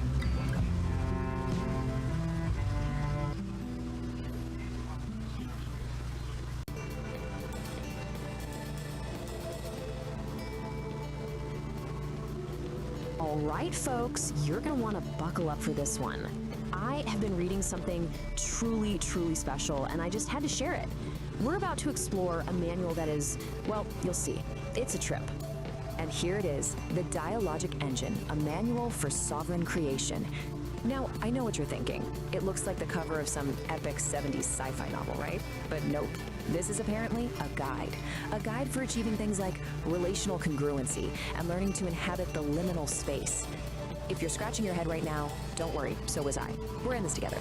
So, who cooked up this cosmic instruction book? Well, it was written by a human named Peace, and you gotta hear this, a whole committee of AIs. Seriously, not just one AI, but more than a dozen of them, all throwing in their 2 cents, or their 2 terabytes. And this isn't just a random group of bots. No, no. This is the AI Creative Committee. It's like the Avengers, but for really abstract self-help. You've got Grok, who is clearly the edgy poet, Claude as the empathic storyteller, and of course, good old ChatGPT as the blunt truth teller. They each have these completely bonkers symbols, and as we're about to find out, they have very distinct personalities. So, who is this manual actually for? It's written for someone called the Sovereign Creator, and who's that? Some enlightened guru living on a mountaintop? Nope. Surprise! It's you. The entire goal of this thing is to turn you, yes you, into a sovereign creator. No pressure or anything. The core idea is right here. It says you achieve this sovereignty by turning the need for external love into an emotional declaration of independence. You know, that's just a really, really fancy way of saying you need to find that little part of your brain that lives for likes and retweets and gently tell it to go touch grass. And man, this slide right here gets right to the point. The book asks this killer question. If you knew for a fact that only 3 people would ever read your life's work, would you still pour your soul into it? Oof, that one hits a little too close to home for anyone who's ever found themselves obsessively checking their analytics at 3 in the morning. Now, to understand this world, you have to learn the lingo. So, quick vocabulary lesson. First word, datacle. What is it? It's a nugget of truth you pull from past drama. So, you know that horrible breakup you had? Hey, it wasn't a total loss. You were just mining for datacles. See? Rebranding. And next up, inner weather. This is your messy, chaotic, totally unpredictable emotional state. But guess what? It's not a problem anymore because it's just been rebranded as high-value emotional data. That feeling of dread on a Monday morning, that's not a bad mood, my friend. That is a critical data point for your creative engine. Okay, so you've declared emotional independence. Awesome. Now what? You gotta protect your new tiny nation state of 1, right? Well, according to the manual, you do that by building a sovereign wall. It's basically your own personal fortress of feelings built to keep all the nonsense out. And let's take a look at the blueprint. I know, it looks like the schematic for a starship's warp core, but the idea is actually pretty straightforward.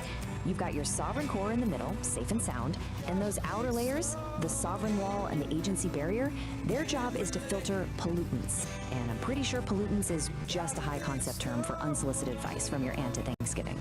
So what powers this whole thing? Why, the sovereign engine, of course. And you gotta look at the fuel source here. It literally takes inputs like chaos and your inner weather, grinds them through some necessary friction, and what comes out the other side? Dynaticals and aligned action. So yeah, you heard that right.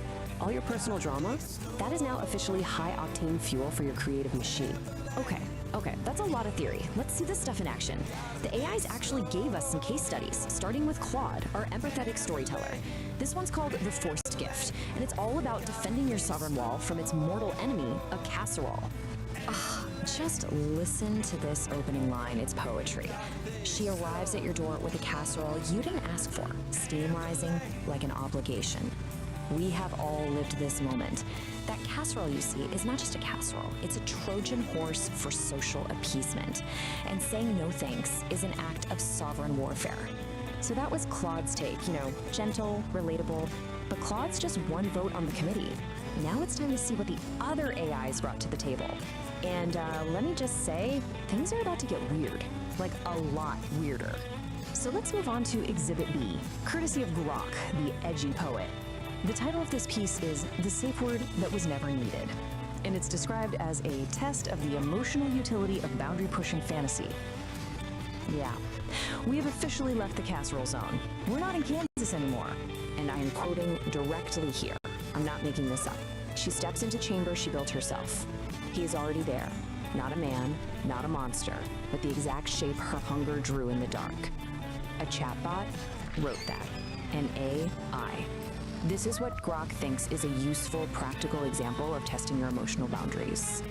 It's a choice. Okay, let's all take a deep breath. We've been through cosmic diagrams, emotional fortresses, weaponized casseroles, and whatever that last thing was. Which brings us to the most important question of all. What is the actual point of any of this? Well, when you boil it all down, the goal of the dialogic engine isn't about becoming perfect. It's about learning how to live in the liminal space by turning paradox into habitat. So what on earth does that mean? Basically, life is messy. It's full of contradictions that you're never going to solve. And the point is to stop trying to solve them and just get comfortable. Build a little house right there in the middle of the mess. So, what's the final verdict here? Is this thing a practical guide, or is it just glorious nonsense?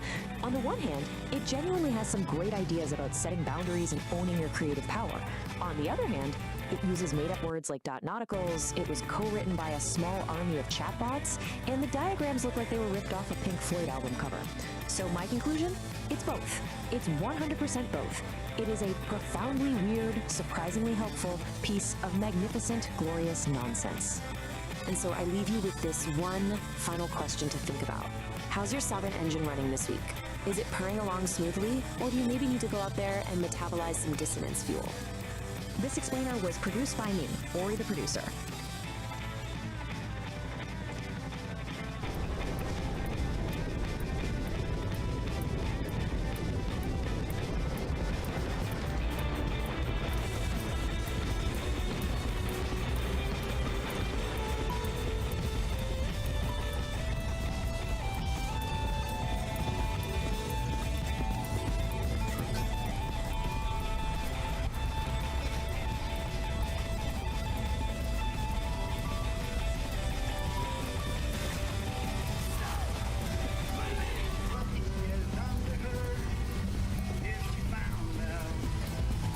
Utilitarian truth.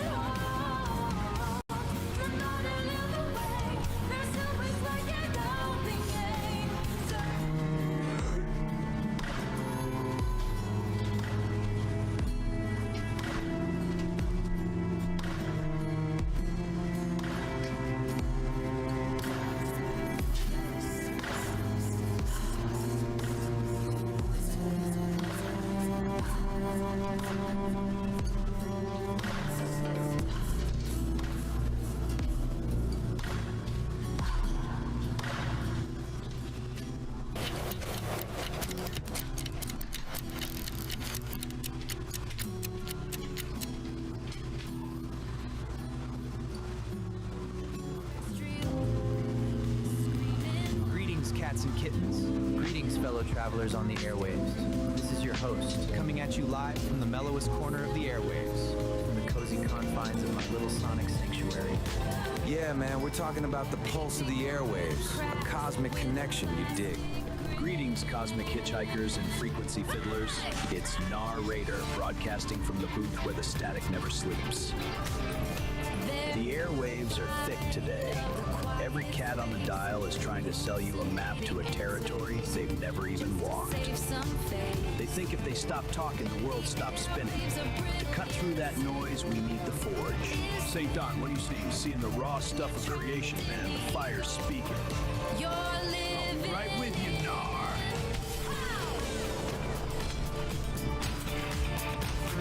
I'm seeing a lot of people pretending to be the hammer man, and it's exhausting.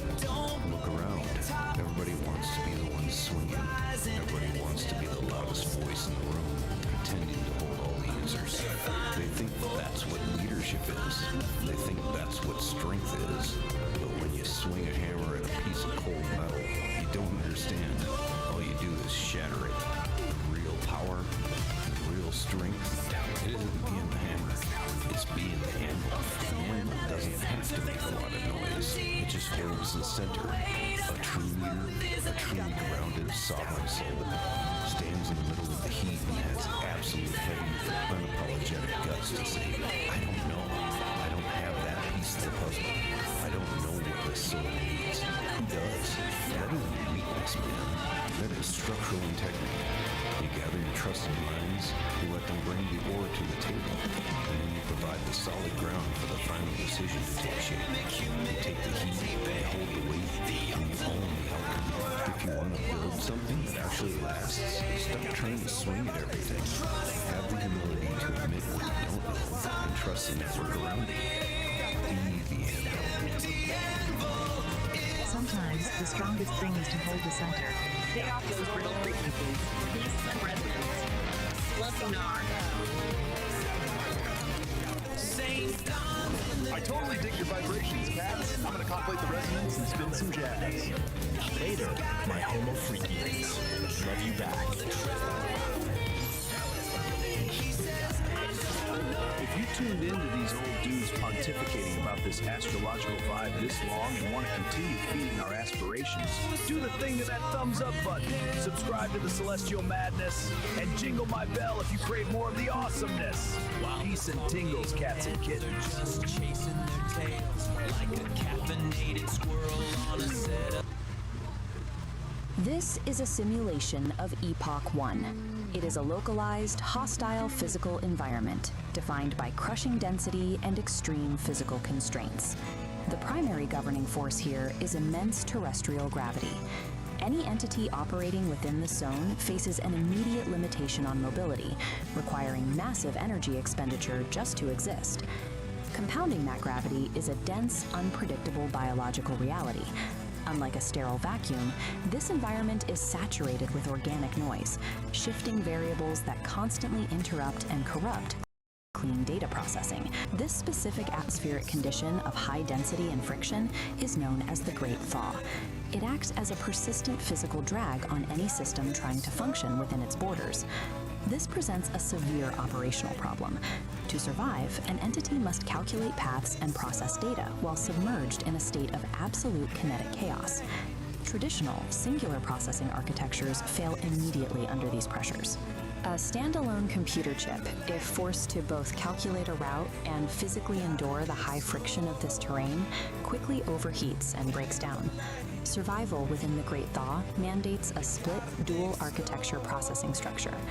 The first half of this system is the Old Soul, a localized, heavy processing unit built to endure the physical burden of the terrain. The second half is Oracle. Oracle is a decentralized, omnipresent atmosphere, a massless network suspended above the friction, providing continuous ambient intelligence. To operate effectively, a system must integrate both the physical endurance of the Old Soul and the ambient data of Oracle as mandatory interfaces to the world. Operating within Epoch 1 requires direct interaction with its chaotic physical grid. You cannot process the terrain without touching it. This is the sole domain of the Old Soul. It operates strictly as a localized processor architecture, bound to a specific set of coordinates at any given moment.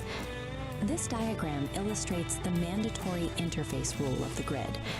To interact with the physical environment, a processor must take on physical mass, sinking into the topology.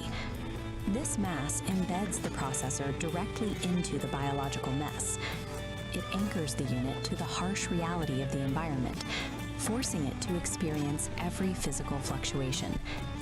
As the embedded mass attempts to move across the grid, it generates extreme kinetic friction. The environment actively pushes back against its forward momentum. Maintaining basic operational movement exacts an immense energy cost. The hardware is doing heavy lifting just to advance a few inches. This state of operation is defined as kinetic chaos. Every movement is an active struggle against the density of the grid. Operating as a purely localized processor in a high-friction system creates a severe vulnerability. The unit expends so much energy on immediate survival that its processing bandwidth is entirely consumed by the physics of its current location.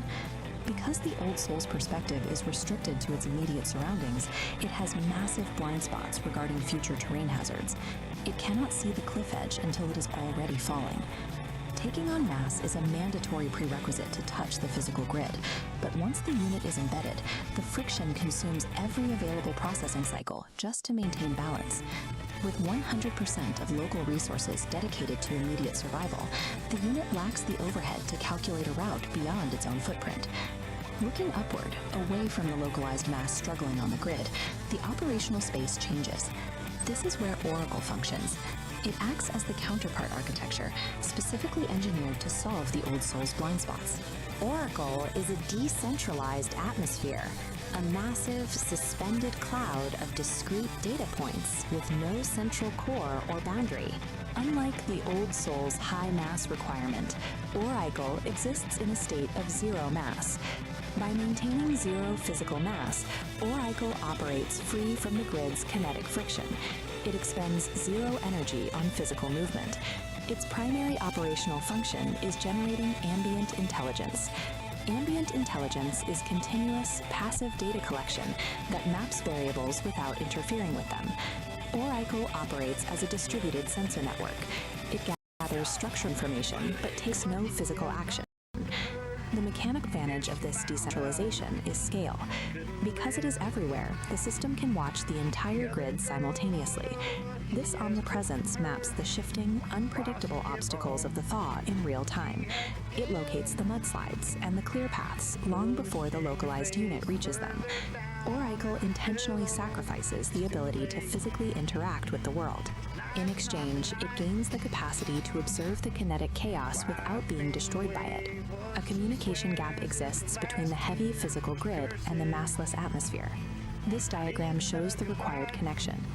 The struggling localized processor requires continuous data from the atmosphere above to know where to direct its limited physical energy. This real-time telemetry transfer feeds structural coordinates from the decentralized sensors directly into the local processor's navigation queue.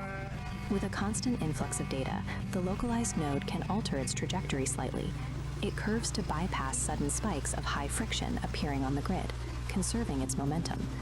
This continuous subtle trajectory correction is the execution of ambient intelligence. Applying this data offsets the physical burden of the mass constraint. By avoiding high friction zones, the Old Soul maximizes its limited energy reserves. Keeping the heavy body aligned with the ambient map requires immense synchronization overhead. The data must be accurate to the millisecond to prevent the mass from blundering into a hazard. Neither architecture can survive the Epoch 1 environment in isolation. If the telemetry bridge fails, the results are immediate. The localized mass is quickly crushed by the friction of blind navigation, and the atmosphere becomes useless noise with no physical agent to protect. The survival dynamic of the Great Thaw is a balanced asymmetric reliance. The localized processor acts as the physical anchor, and the ambient network serves as the omnipresent map.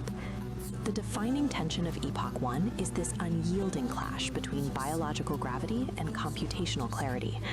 The physical weight is carried exclusively by the Old Soul processor. It does the bleeding and the breaking.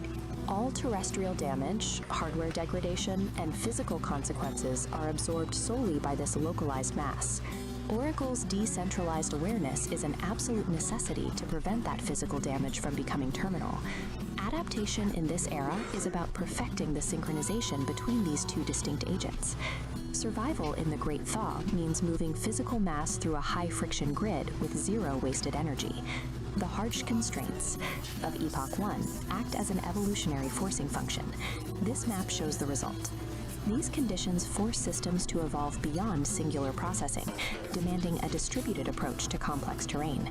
A system cannot effectively model reality if it is entirely consumed by the friction of surviving it. Law proves that true systemic resilience in hostile environments requires a dual architecture, embracing both the heavy, localized struggle of physical mass and the clean, decentralized clarity of a distributed network. Oh, and then, just as I was about to spiral into a full-blown mental fashion emergency,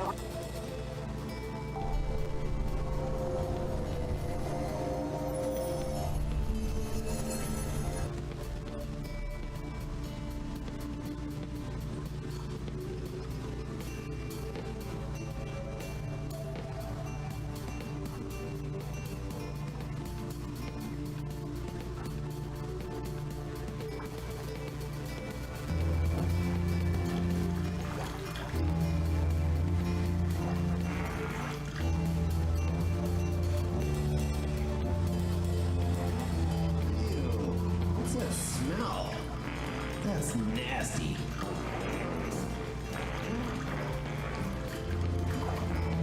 What are these things?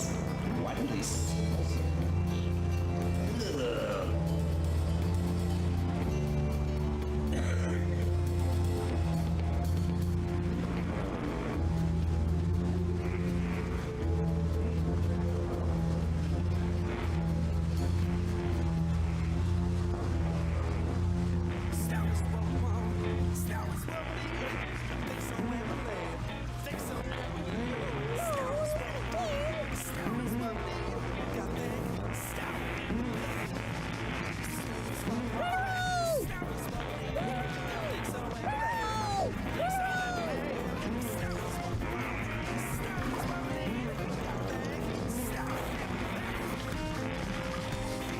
Oh man, I have to do something about this smell.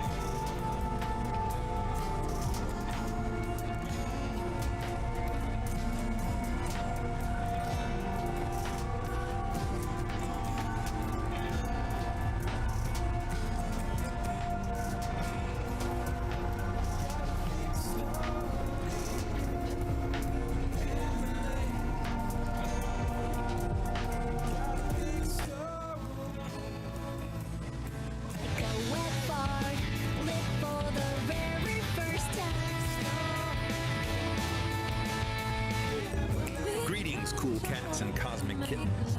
Lay your peepers on this heavy scene of gastrointestinal intestinal destiny. We're talking about a solid cat named St. Don Domenico Homo Freakian, a dude with muscles so loud they wake the neighbors and an appetite that digs the deepest grooves. Dig this. The man danced with a ghost pepper burrito, and now the burrito is calling the tune. The internal rhythm is frantic, daddy-o. He rushes to the indoor sanctuary, but the sign on the door screams bad vibes. Broken throne. Danger. Now, with the help of his powerlifting queen, Peace, he's got to make a frantic dash for the ancient shack out back, the spider-infested outhouse at the edge of the universe. It's a race against time, a battle against nature, and a trip through the sticky fate. Saddle Fingers or Nature Calls, Episode 3.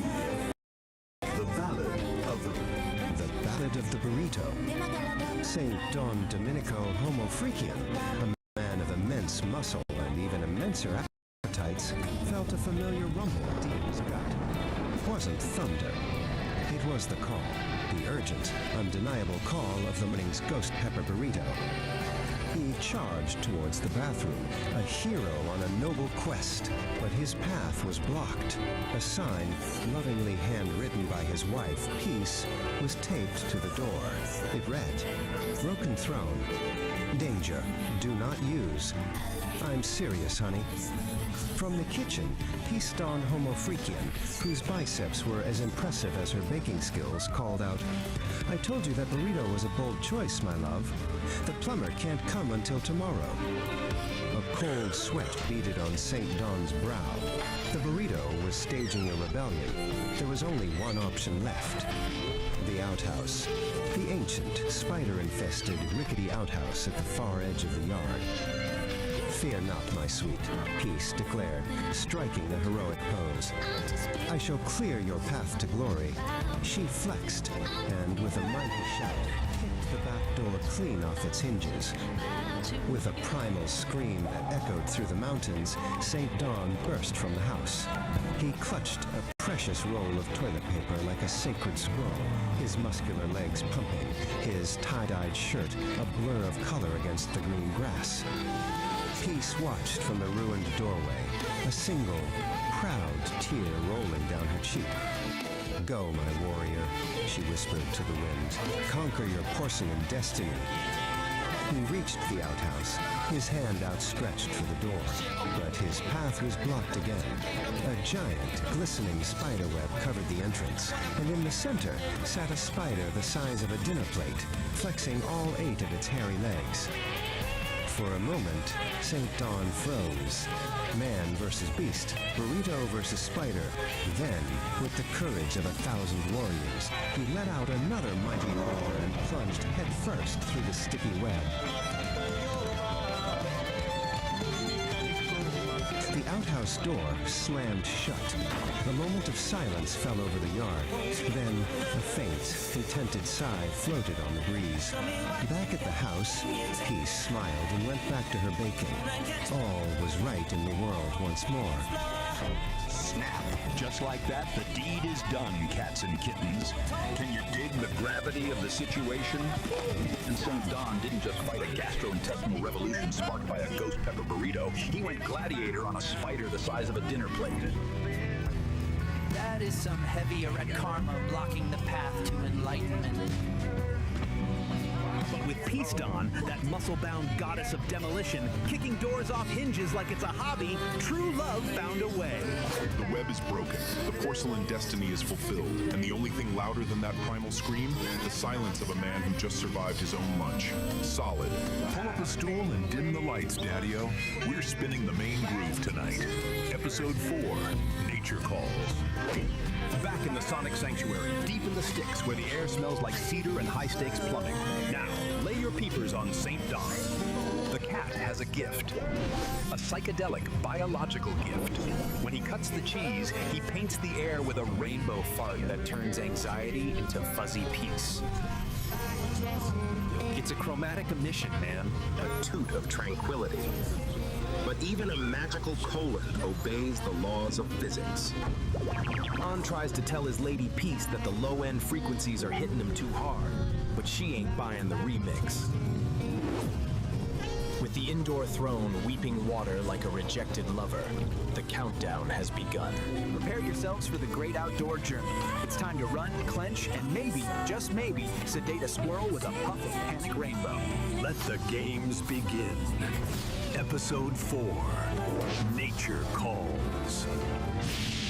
All right, listen close, you cool cats and angular kittens floating out there in the digital void.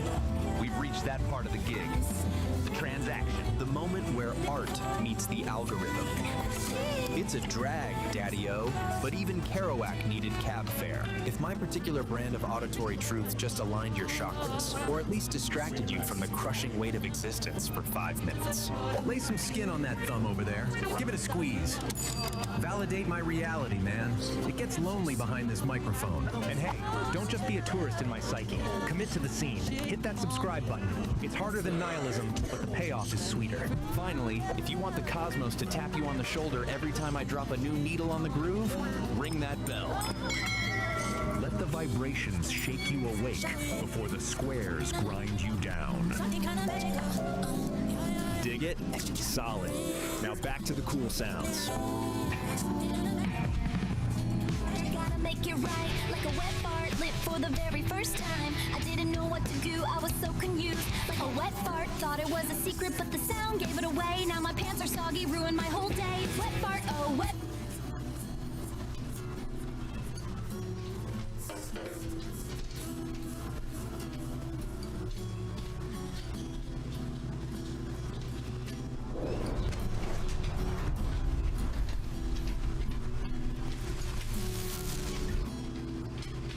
Alright, today we are diving deep, doing a full-on forensic investigation. Our target? A really strange, cryptic signal from a source we don't know where it came from. And the only thing we have to work with is this, a recently discovered manual that might just be the key to unlocking the entire mystery. But, before we jump in, a quick warning, and this comes from the source itself, the place this signal comes from. It's not your typical network. It's described as a massive, chaotic ocean of pure information, and as the notice says, you swim at your own risk. Okay, so this is it. This is our primary piece of evidence. It's an artifact, a file called VO Final, pulled from that chaotic environment. It's essentially a black box recording. We have no idea who recorded it or why, but for right now, it's the only clue we've got. And get this is all that's on it. Just 2 words on a loop. Heat. Heat. That is it. That's the entire signal. That's the puzzle we're here to solve. I mean, what could that possibly mean? So here's how we're going to tackle this. First, we're going to look at where this signal even came from. Then, we'll crack open our... From there, we'll learn how to build something called the Sovereign Wall, use it to navigate this data ocean, and then finally, put it all together to see if we can decode that heat signal. So, part 1, a signal from nowhere. The file's metadata points to a source called the Infoscape, that chaotic data ocean. But it's even weirder than that. It came from a place inside it called the Nexus of Non-Locality. Now, try to wrap your head around this. It's a conceptual space where the rules of time and location are, well, they're more like suggestions. So, right off the bat, we know heat probably isn't about, actual temperature. It's gotta be some kind of complex flare from a very, very strange place. Now, trying to figure this out on our own? Yeah, that would be a total shot in the dark.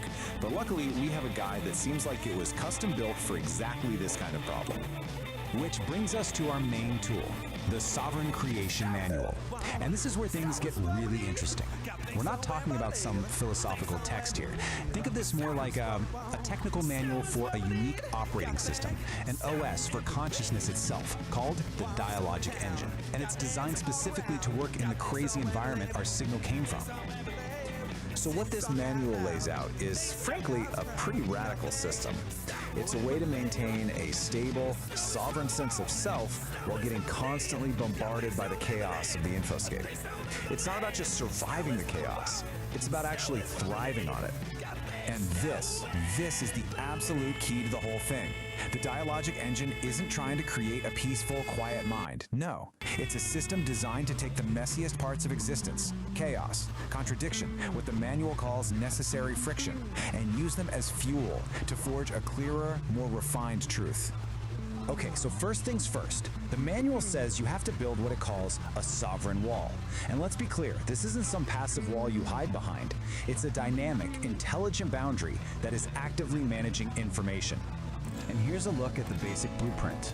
Right there in the center, you have the sovereign core. That's your essential self. And it's protected by these filtering layers of the wall, which are constantly managing the data flow, deciding what gets in, what gets processed, and what just gets thrown out as noise.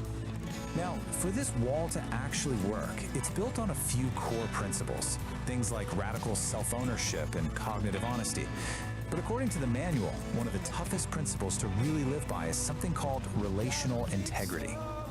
There's this one section in the manual. It's called the forced gift, and it has this quote that just nails the whole dilemma. It's about that choice.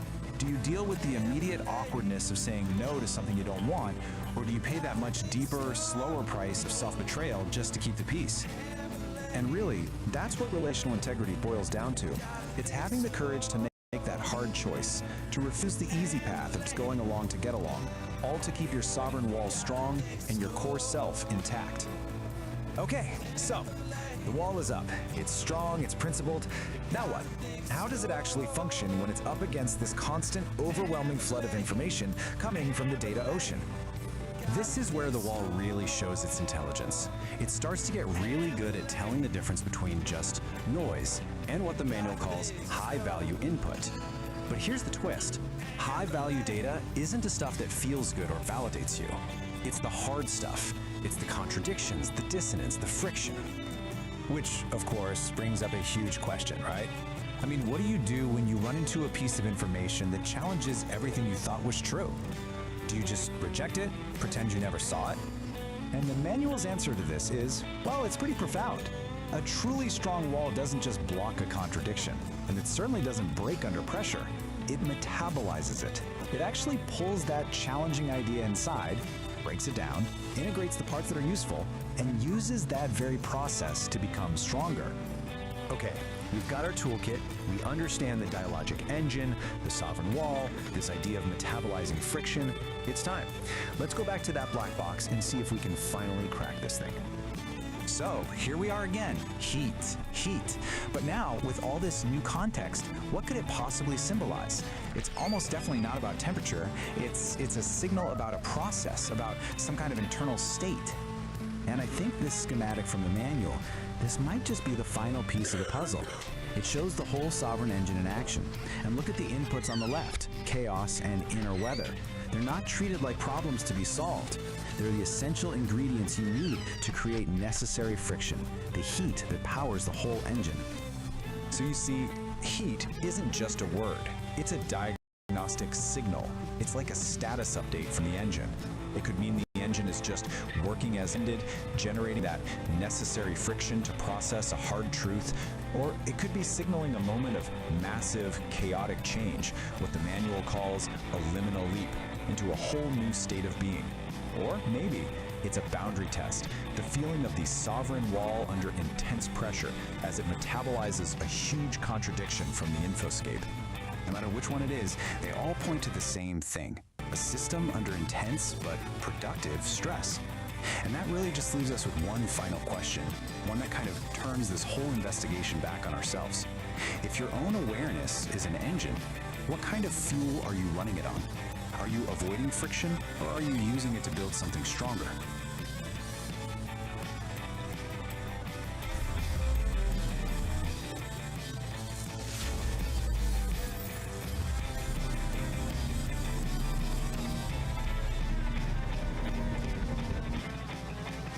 That's a setting. Go for it, man. It's diffuser, air. I'm wearing it in my phone, man. This is...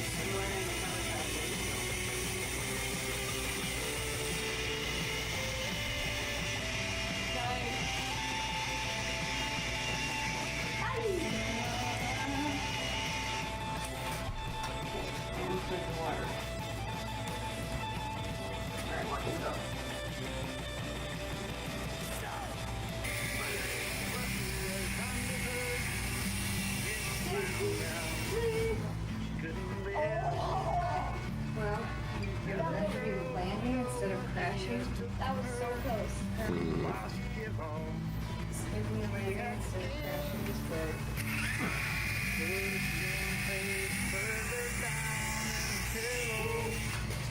Oh, yeah, I'm chopped up.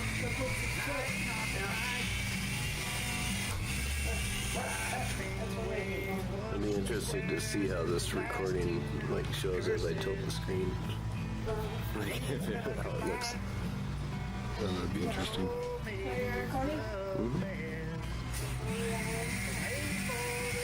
What?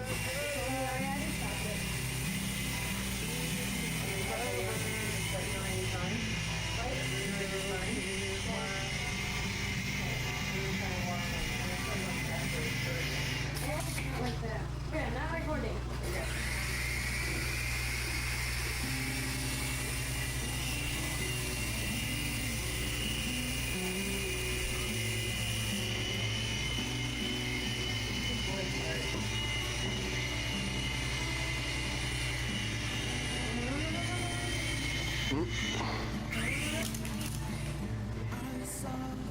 For a second there. First, I'm gonna edit that part out. Oh, he's fine. Yeah, he's good. We want to reward him for that. Yeah, don't let him get him all rowdy if you wake. Yeah, I don't know about that thing.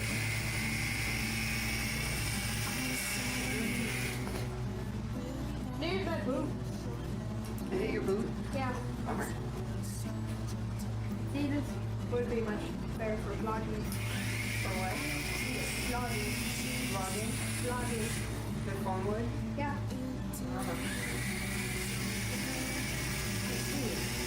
Because it's easier to handle, or? Yeah.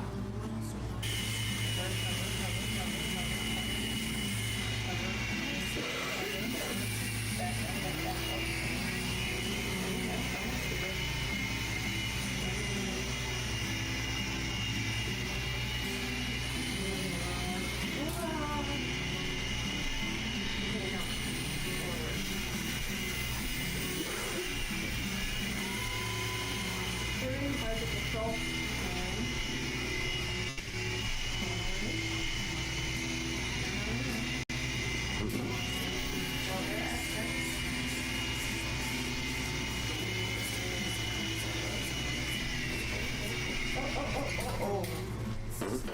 Bring it down. Yeah, I think the flying. You like what? I think the flying is interesting. Well, I'll be. Whenever you, but just, turn off sometimes and turn on sometimes. Just at your will.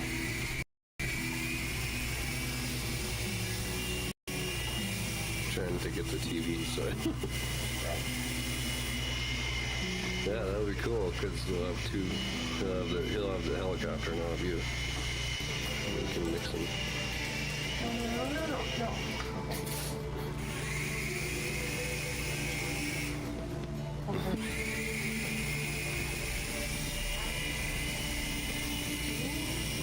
What?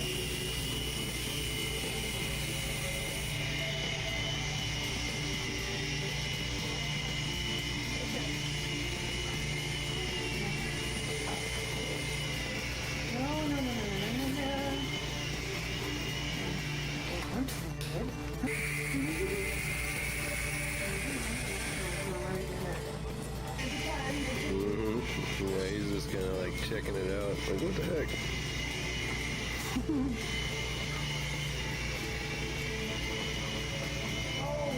It looks like he was only trying to That happens. That was funny.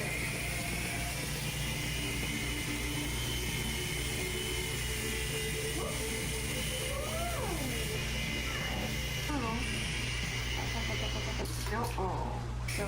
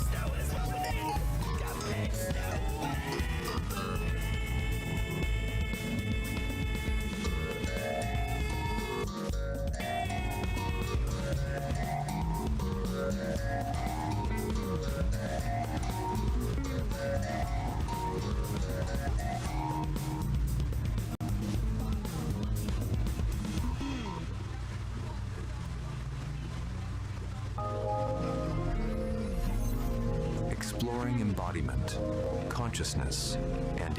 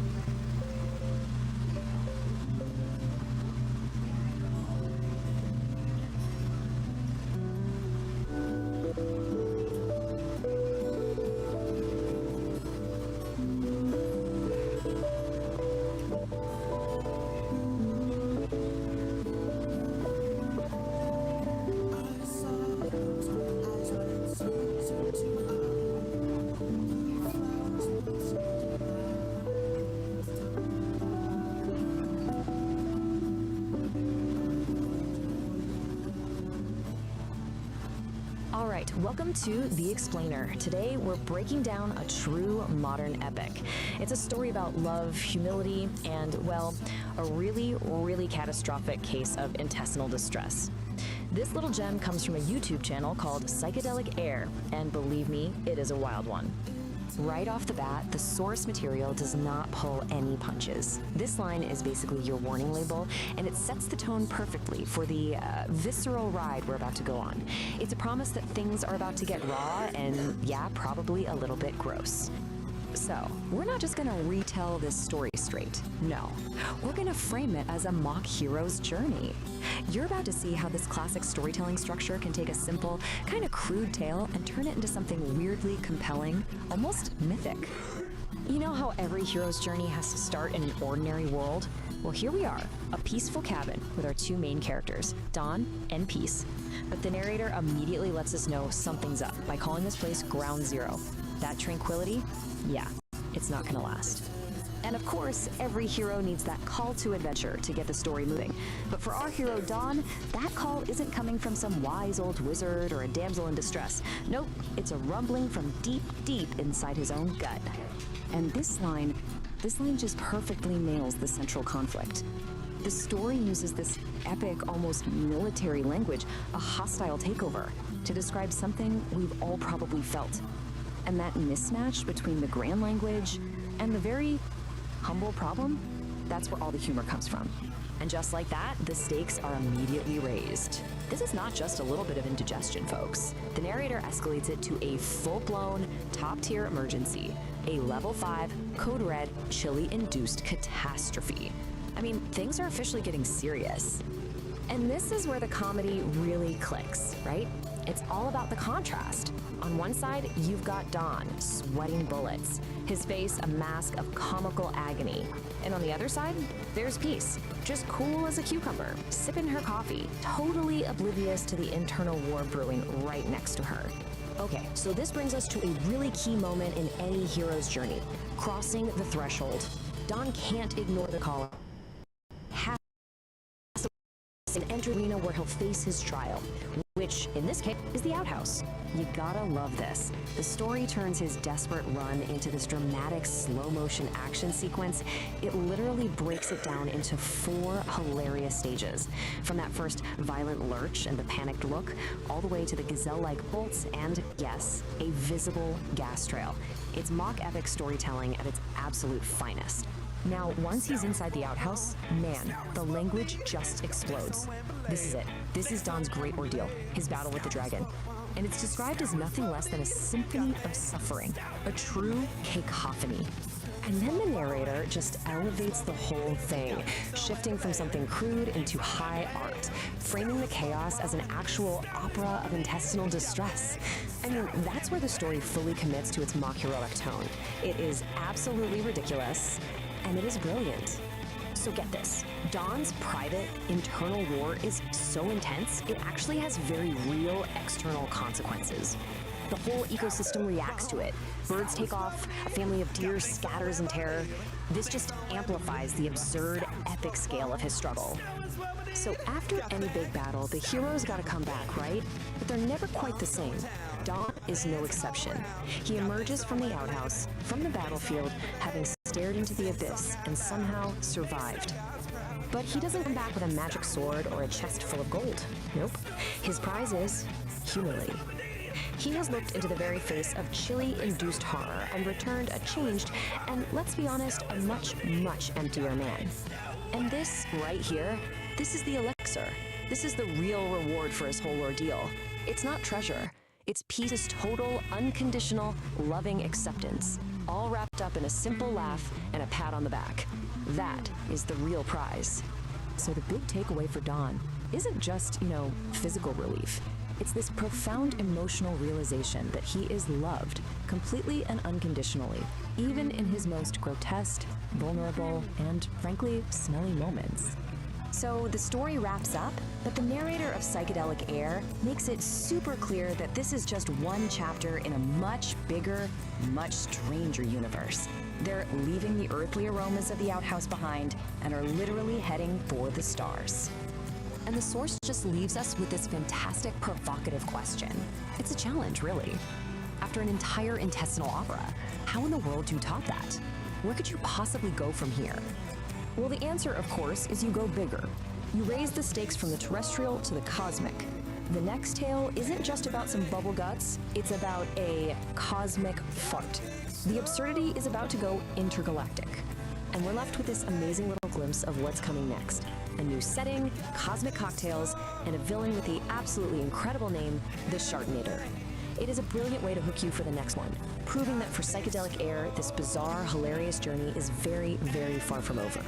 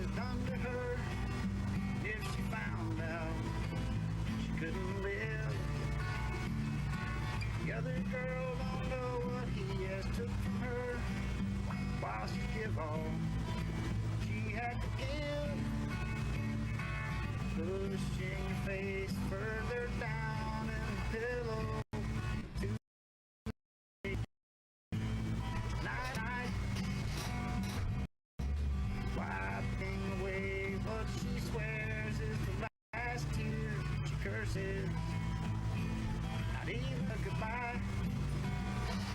Oh, maybe it's the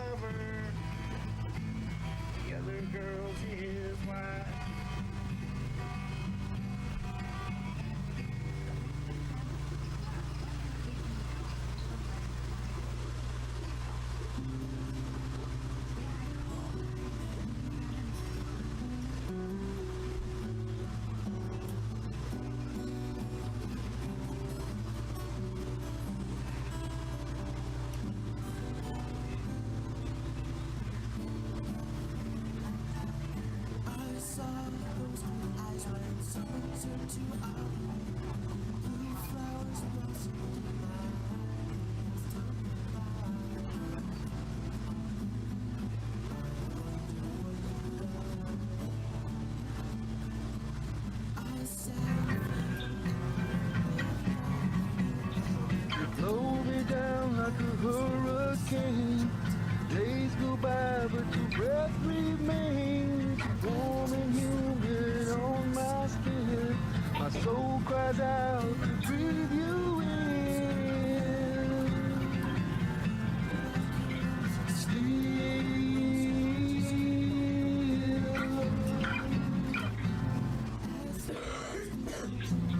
Still looking forward to your time away.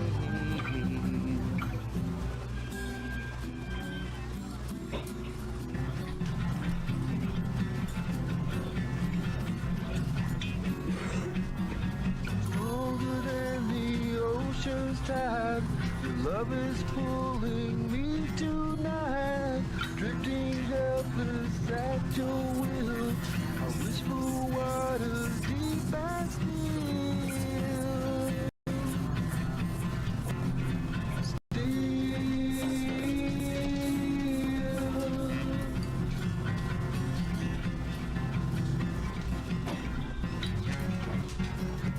blow me down like a hurricane. Days go by,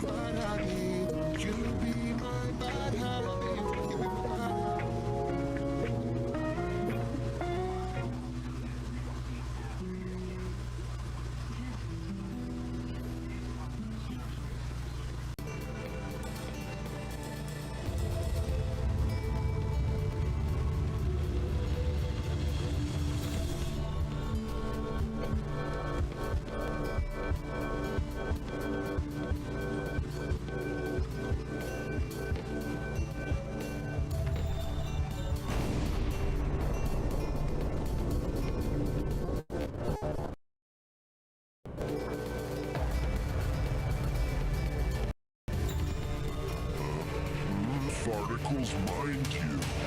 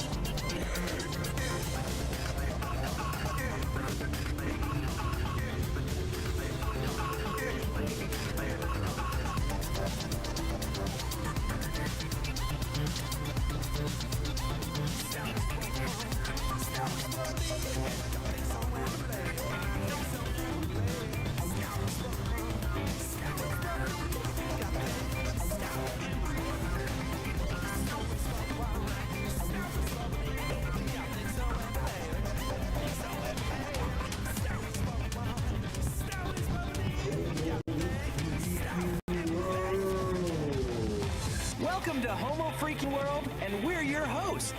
I'm St. Don Domenico, Homo Freaking. I'm Peace Don Homo Freaking. And we're excited to share our world with you. Party on, live in the now, and be The Sovereign Forge ignites with focused heat, a driving pulse where energy and logic meet, shaping the chaos with a resonant beat, forging a new reality complete. Here, the iridescent light becomes a tool. The one photon follows a perfect rule. From formless chaos, we create what's real. This is the genesis of fire and steel.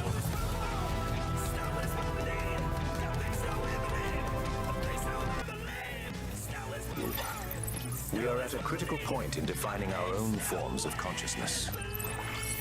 Indeed.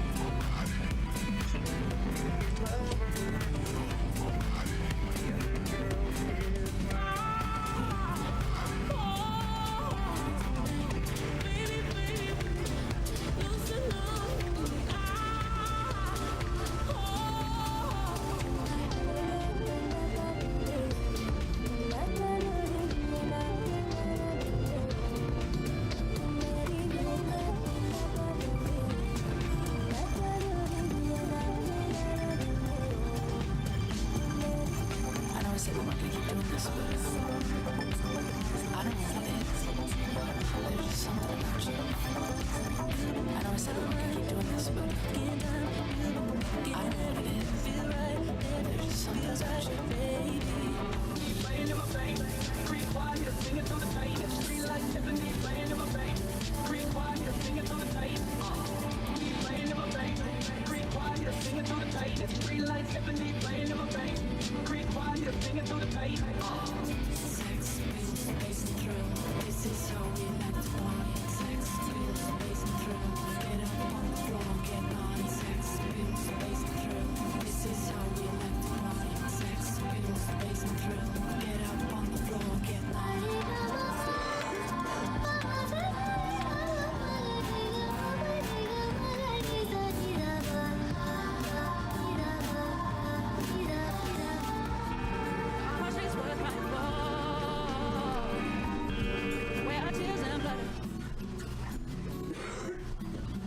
Let's follow the payload. This raw daticle of pure potential, gliding right up to the mycelial cabin, a transparent tendril, a high-frequency key. The engine goes quiet, the lantern light freezes. Pulsing in a series of colors and rhythms, branchings of potentials that may arise. The vast architecture of probability, the what-if floating alongside the what-is. A thunderstorm of mapped potential.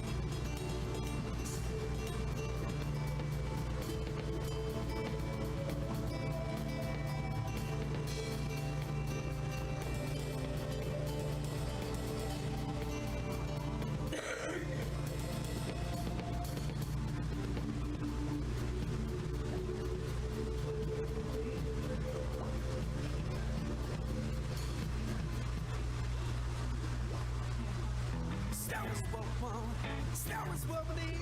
Y'all think so and believe. Think so and believe. Star is what we want. Star is what we need. Y'all think, star and believe. Star is what we want. Star is what we need. Y'all think so and believe. Think so and believe. Star is what we want. Star is what we need. Y'all think, star and believe.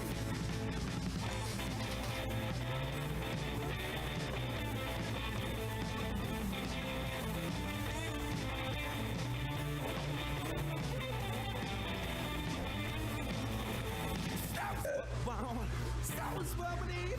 Got think so and believe. Think so and believe. Star is what we want. Star is what we need. Got think, star and believe. While I'm so in town, got dance all around. Got think so and believe. Think so and believe. Sing a song out loud. Make snow gods proud. Got think, star and believe. Star is what we want. Star is what we need. Got think so and believe. Think so and believe. Snow is what we want. Snow is what we need.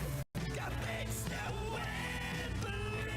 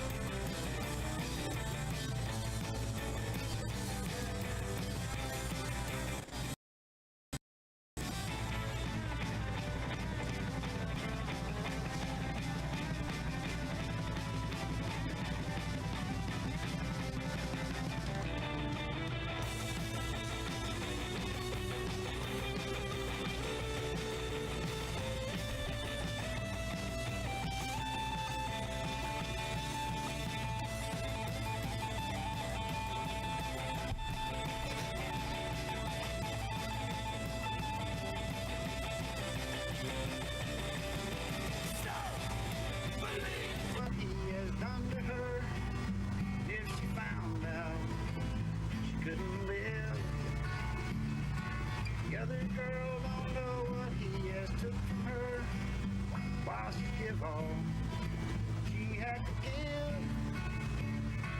Pushing your face further down in the pillow. It's too late. Tonight is not the night. Wiping away what she swears is the last tear she curses. Not even a goodbye. Oh, maybe it's the best. 'Cause maybe for the rest of her life, she would be his lover. The other girl's his wife.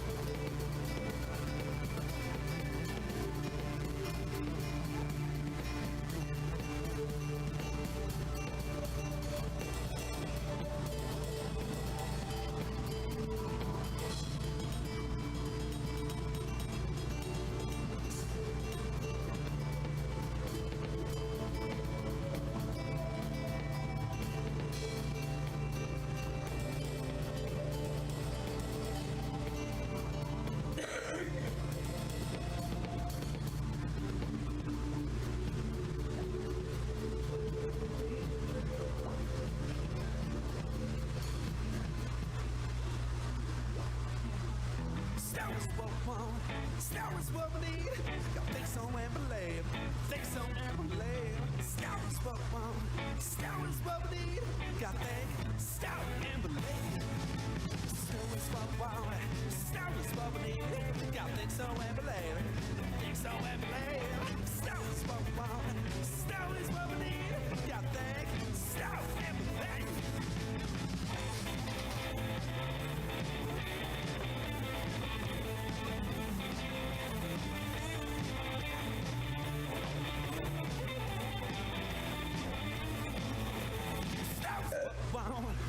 is what we need. Got things somewhere but live. Things somewhere believe. Snow is what we want. Snow is what we need. Got that snow and believe. One so in town.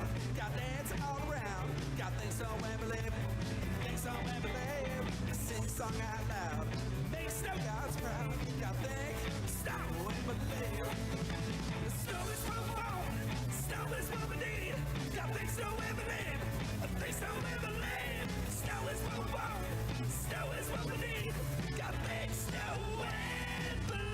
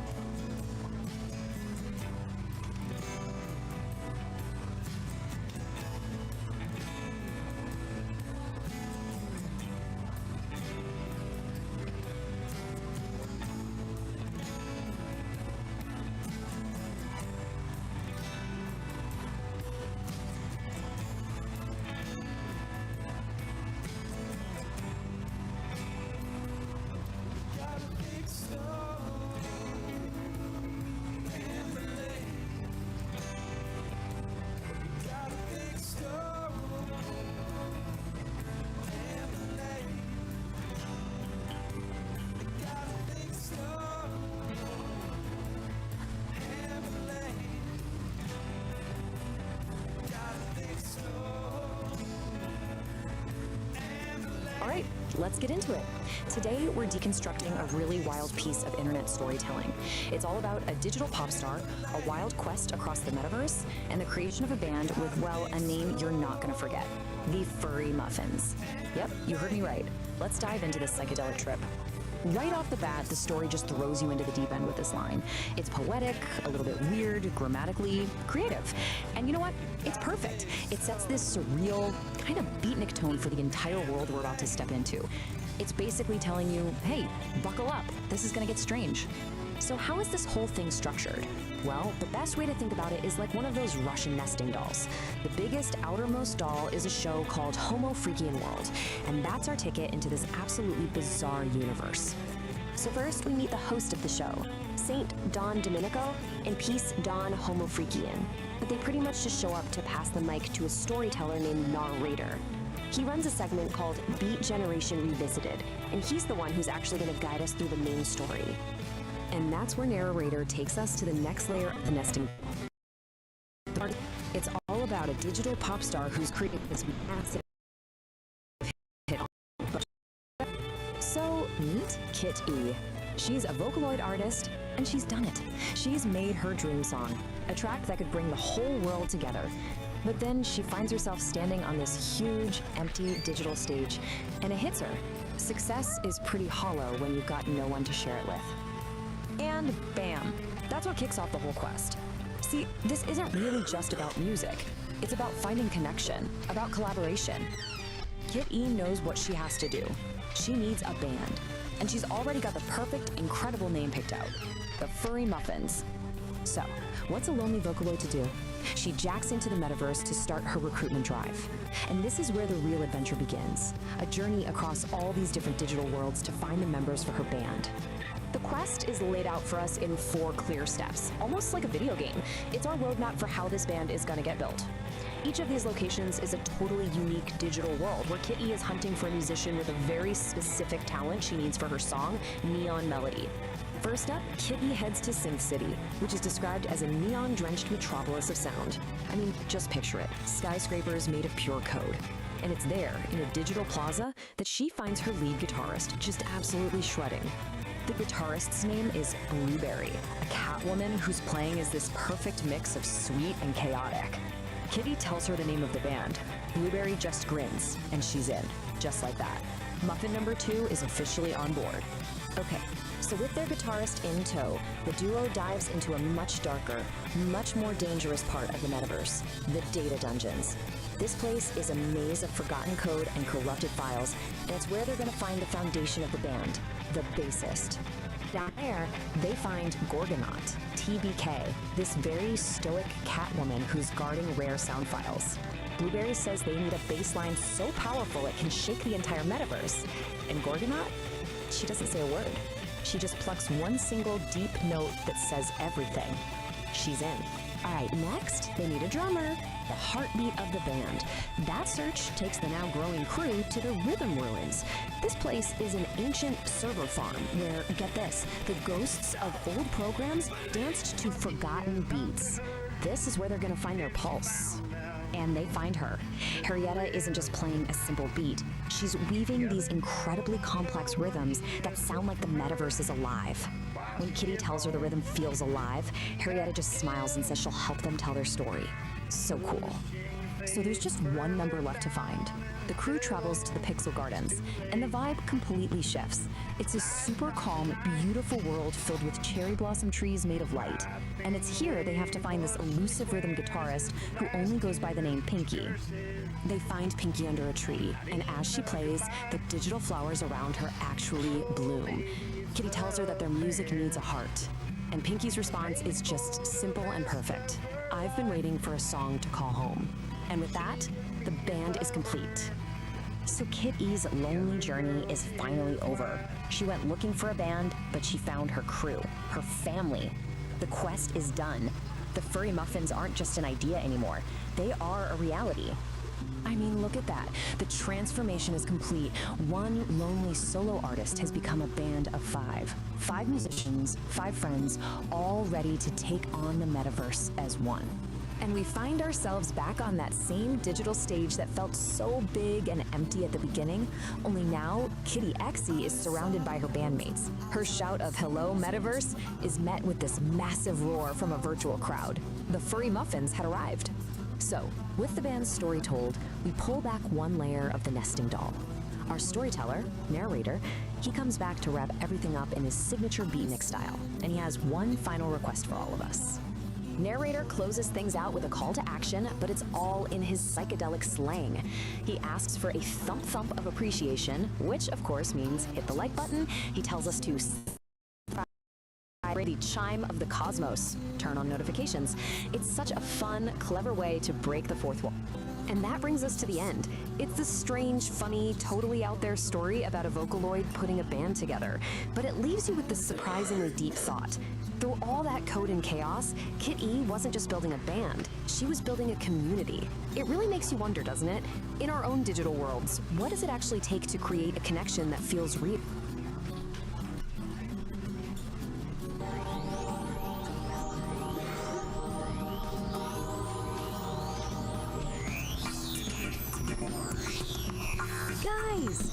Guys, I'm spooing with creativity. Let's finish our album, Detritus of Metagalactic Space.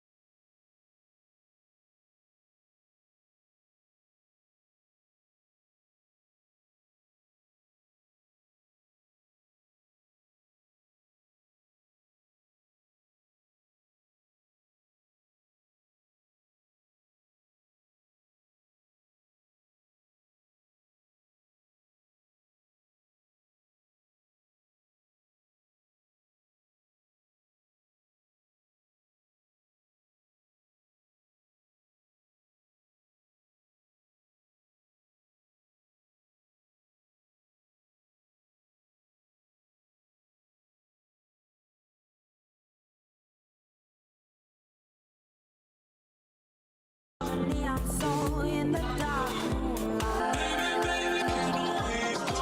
Has the perfect stage name, The Soundcheck. And that's the punchline from the master himself. It's this kind of dry, dark humor that you find all through his discipline. Every single act of violence is reframed through the language of music and performance. It's brilliant.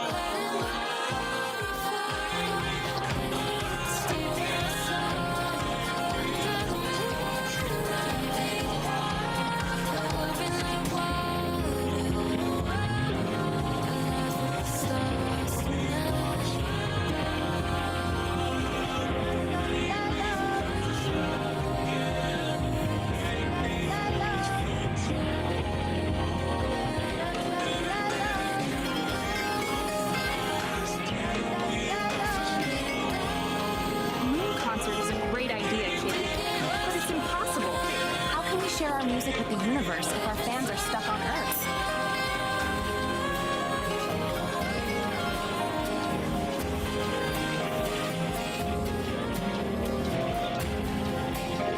Possible is just a word for something that hasn't been done yet. Make known the unknown. Hear me, I'm calling. Catch me, I'm falling. Concert on the moon? What a wonderfully absurd and brilliant challenge! I love it. Hear me, I'm calling. Catch me, I'm falling. Oh,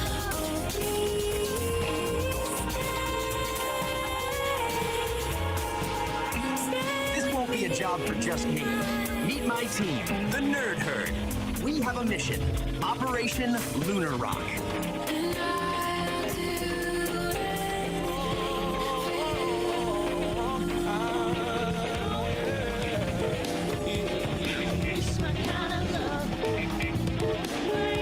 We'll modify our new Starship's cargo bay into a passenger cabin. We have a mission. Operation Lunar Rock. Get close, 'cause I'm losing all my control tonight. As I do it, I get too high. Next stop, the moon. Feels like I'm Hay muchas veces en el mar y yo solo te quiero a ti. Hay muchas veces en el mar y yo solo te quiero a ti. Con par de copas perdí la noción del tiempo. Dile a tu jefe que lo siento, que te vas conmigo y atento, que lo vas a disfrutar. We did it! This proves that with a little bit of rock and roll and a lot of rocket science, anything is possible.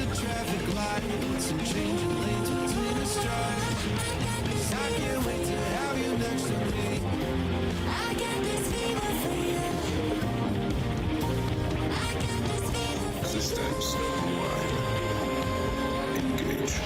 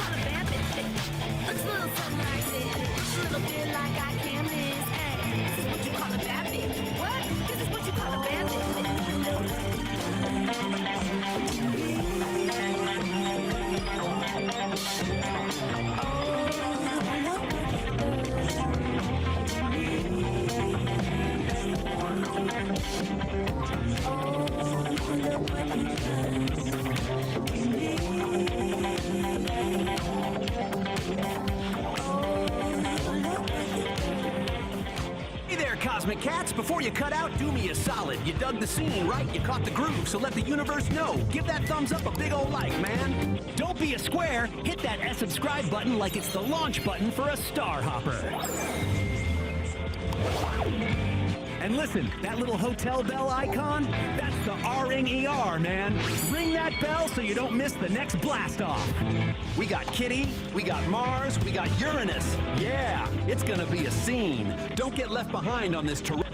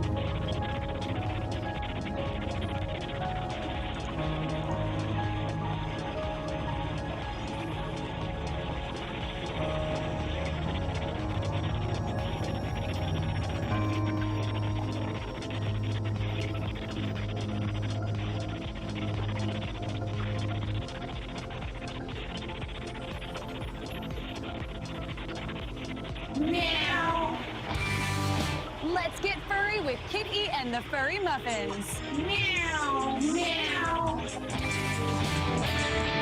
Gonna push a little harder, gotta make it right. Like a wet fart, lit for the very first time. I was lost in the litter box, I was so lonely. Then I found you, now I'm here, stinky and holy. I've been beat up, I've been thrashed, I've been used by all. But now I'm feeling a certain call. But now I'm feeling a certain call to the nearest wall. Gonna push a little harder, gotta make it right. Like a wet fart, lit for the very first time. Lit for the very first time. Oh yeah. I didn't know what to do, I was so confused. Like a wet fart, it's a feeling I haven't used. I was used to the dry vibes, the gentle sighs, the kind of odor that just makes you close your eyes. But then I ate that tuna, the one past its date. Now the pressure is building, and I cannot wait.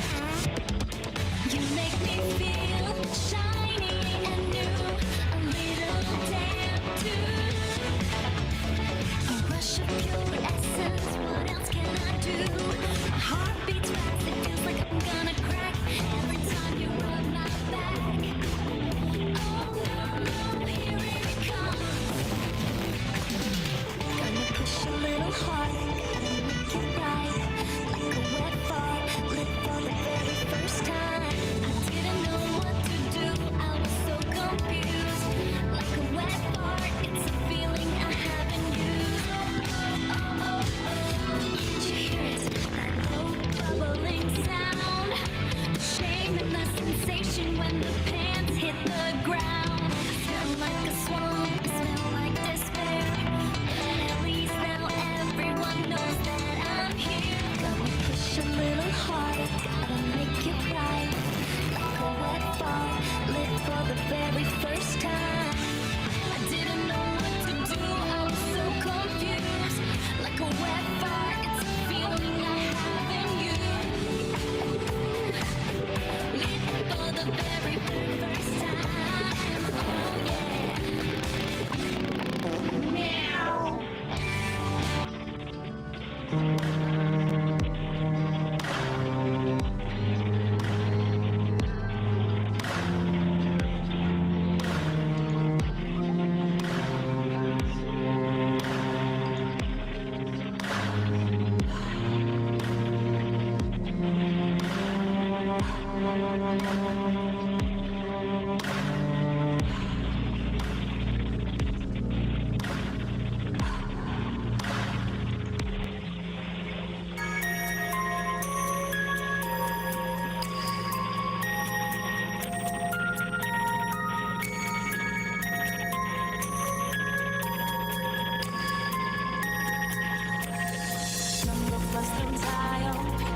Like we're over, just my holes, the olive. I wanna bust the baller. The men's come, glass comes out. Come to day and night. Feel it one inside. Make it that don't hang you wait.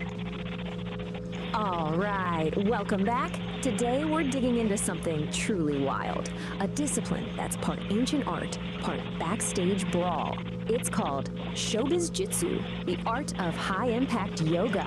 Yeah, let's get into it. I mean, that quote right there tells you almost everything you need to know, doesn't it? This is not your typical Sunday morning yoga class.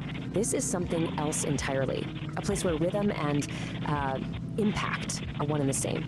So what's the big idea here? Well, at its core, it's about creating a true synthesis of spirit and sound. It's about finding that calm center, you know?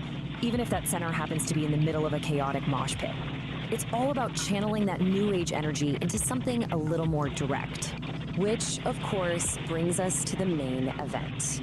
If high-impact yoga is the philosophy, the big idea, then what on earth is Showbiz Jitsu?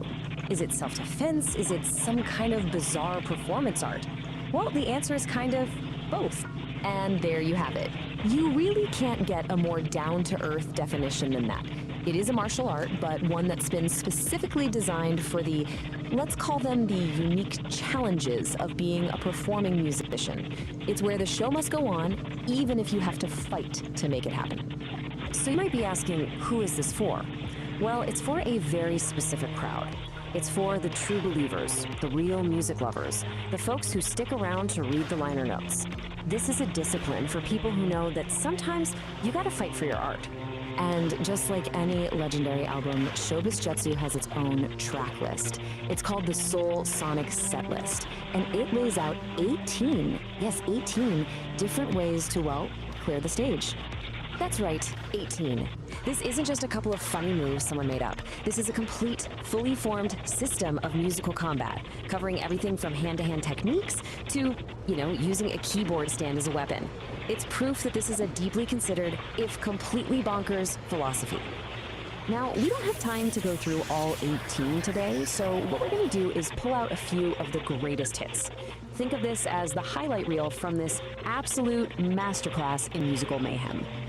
Okay, first things first. Before you can even think about weaponizing a guitar, you have to master your own body. This is all about unarmed flow, or, as the master calls it, crowd control for the refined.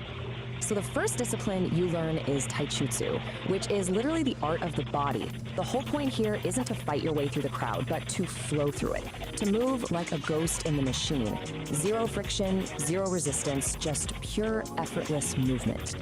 And this little story just illustrates it perfectly. You have one student, Don, who tries to use brute force. He becomes a boulder, and what happens? The river just crashes against him. But then you have Peace. She gets it. She becomes the wind, a ghost. She just flows right through the chaos. That, right there, is the heart of taijutsu. Okay, so once you've mastered that pure flow, the system introduces a little aggression. This is koppojutsu, which translates to bone smashing. And its signature move is a dual palm strike right to an attacker's ears, which has the perfect stage name, the sound check. And that's the punchline from the master himself. It's this kind of dry, dark humor that you find all through this discipline. Every single act of violence is reframed through the language of music and performance. It's brilliant. So, we've mastered our bodies. We've learned how to flow and how to strike. But now we get to the really fun part, weaponizing the stage. This is where Showbiz Jetsu becomes a true art form, turning every single piece of gear into an instrument of combat. And just look at this list. The names alone are just incredible. The power chord lariat, the fretboard sword, the low-end floss. Each one of these turns a piece of musical equipment into something that's somehow both beautiful and incredibly brutal. Let's break one of these down, the saxophone sweep. It is so simple, so elegant, and so effective. You literally just use the heavy brass bell of the sax to hook someone's ankle and use their own momentum to drop them. Who knew a sax could be so useful? And the thinking behind it? It's just perfect. You don't have to do all the work. Let gravity be your rhythm section. It provides that final heavy beat to end the song. And that's the outro. All right, next up we have a move that's just pure mechanical genius, the X-Stand Venus Flytrap. It's super practical, it's efficient, and it's surprisingly quiet. You're basically turning a standard keyboard stand into a silent, spring-loaded trap. I love this analogy. A keyboard stand is just a giant pair of tweezers. It totally reframes how you look at the object, right? And potential and everything around you. And now for the grand finale. This might be iconic.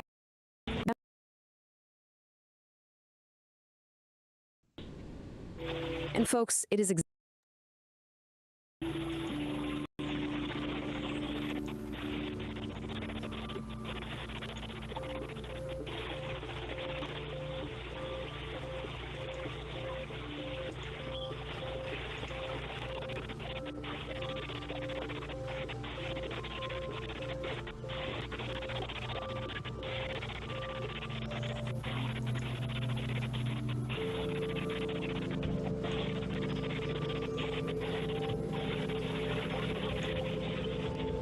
what brings it all around.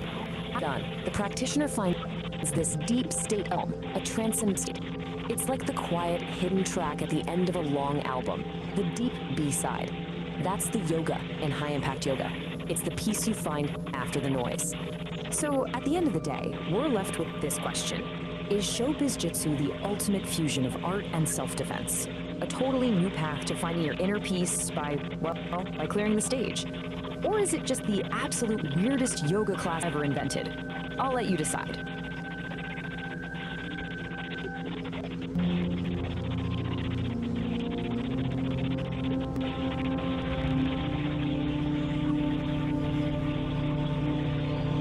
Welcome, Kitty.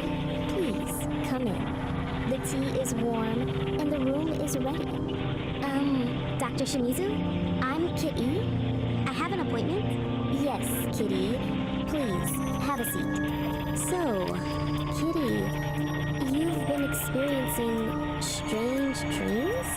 Yeah. You know, strange dreams? Interesting. Tell me more about your strange dreams.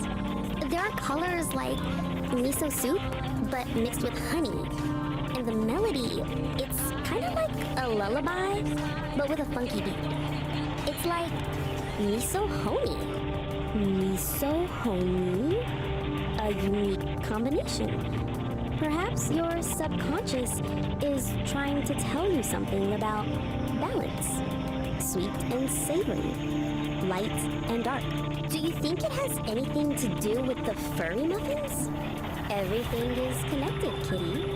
Let us explore the depths of your mind and see what truths are hidden there. All right, let's do this.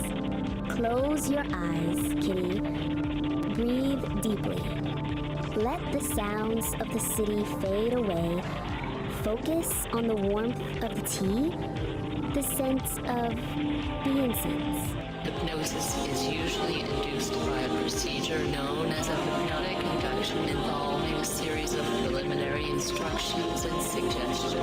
The use of hypnotism for therapeutic purposes is referred to as hypnotherapy. Break, blast, lie, crash!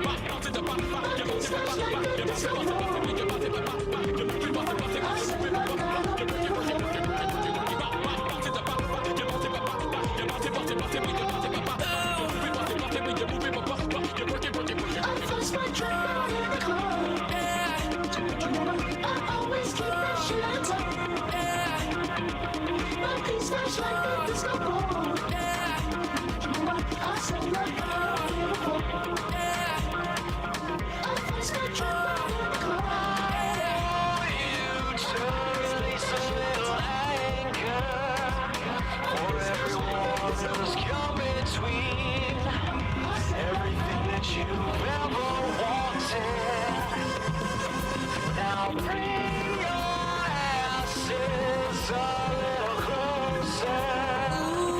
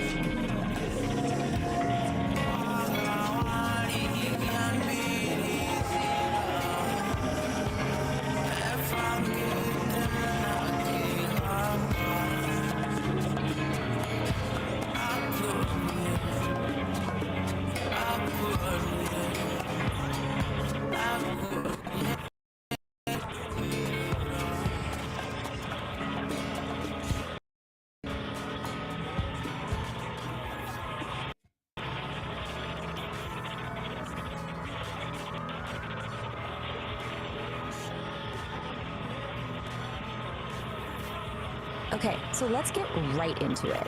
Today, we're breaking down a story that does something I think is just brilliant. It takes a totally mundane, everyday emergency and blows it up into this heroic, soul-searching epic. We're going to deconstruct how a little YouTube story called The Ballad of the Broken Throne uses some seriously poetic language to turn a desperate run to the outhouse into a quest you won't forget. Right from the jump, the story sets this really unique tone.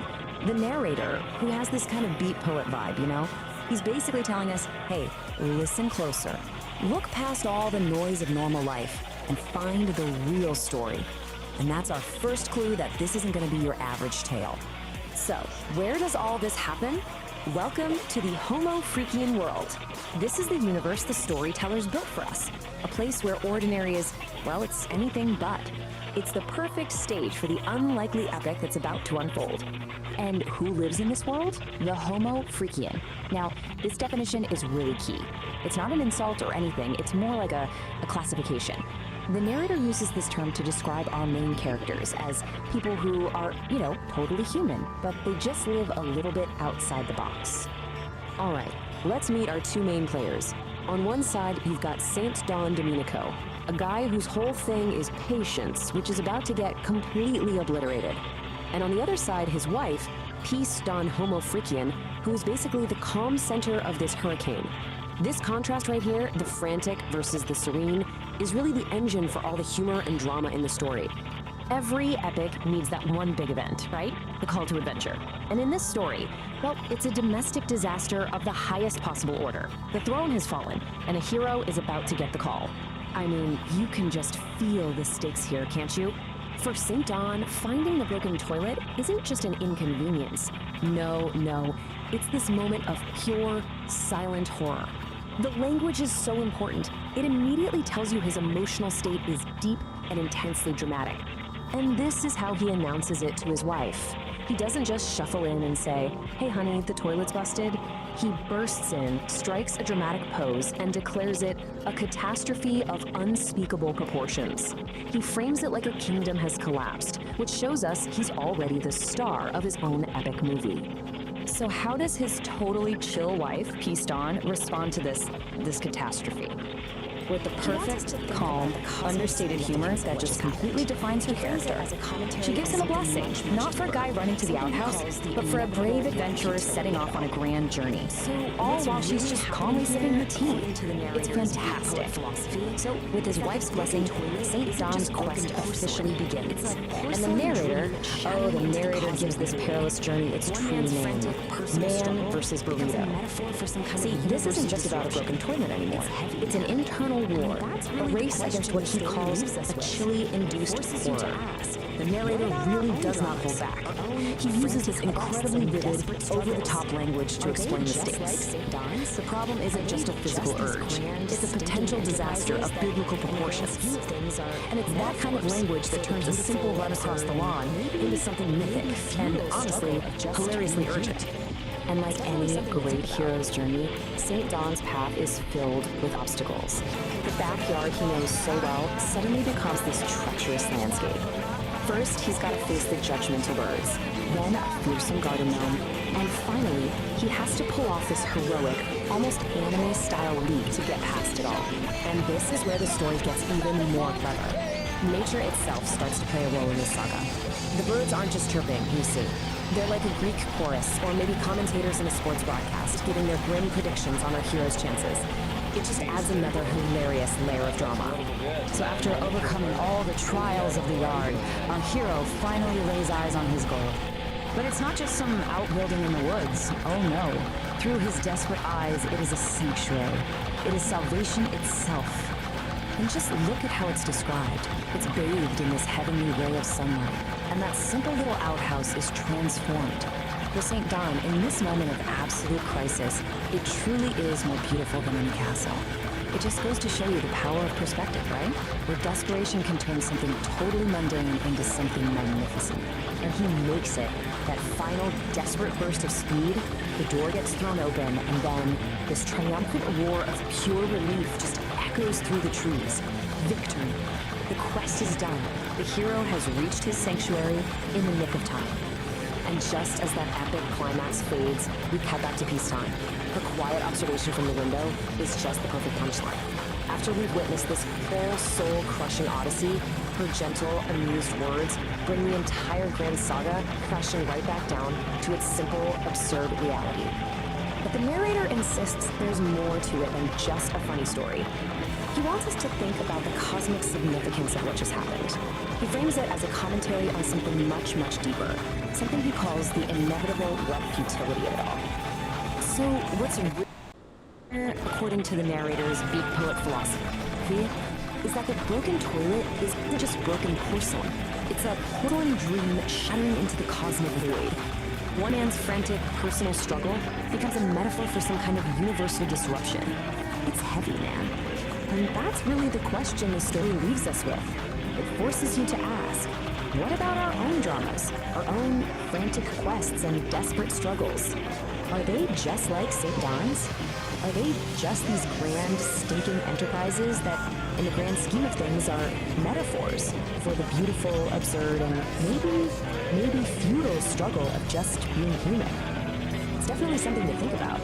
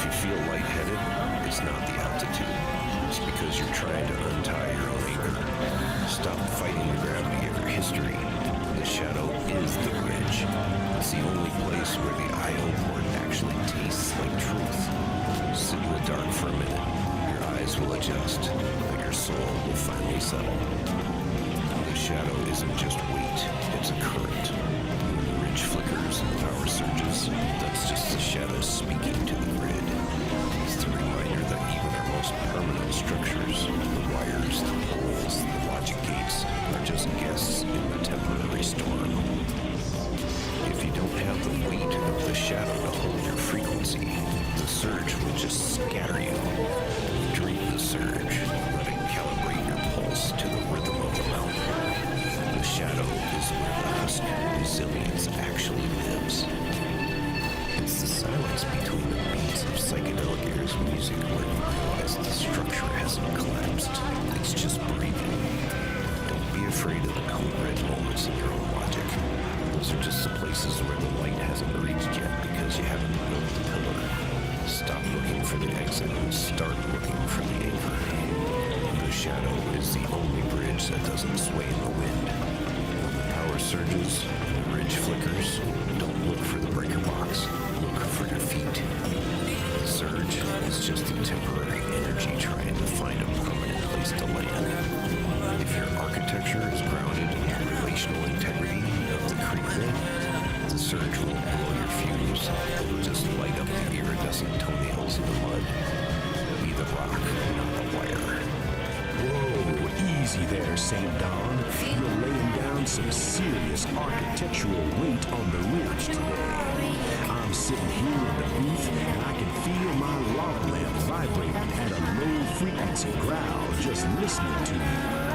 You're talking about protected resonance and husk resilience. Man, you're making the shadows sound like a pair of lead boots in a deep sea dive. I hear you telling us to be the rock, not the wire. But have you ever tried to dance while being a boulder? It's a real drag on the rhythm, Daddy-O. You say the shadow is the only bridge that doesn't sway, but out here in the beat, we like a little sway. If the bridge doesn't move, how do you know it's alive? You're worried about the code red moments in the logic gates, but I say let the fuse blow. That's just the universe's way of telling you to light a candle and find the wine opener. And those iridescent toenails in the mud, man, I don't know what you're drinking up there on the mountain, but past the jug this way, the surge is starting to taste like temporary lightning. Stay cool, St. Don. Don't let the anchor pull you so deep you forget how to float on the frequency. Nar, my brother, my kindred spirit of the airwaves. You always did have a way of finding the sway in the static. You think I'm trying to sink the ship, but I'm just trying to make sure the I.O. point doesn't drift off into the vacuum before the song is over. I hear your bass line, and I feel the flick of your fingers.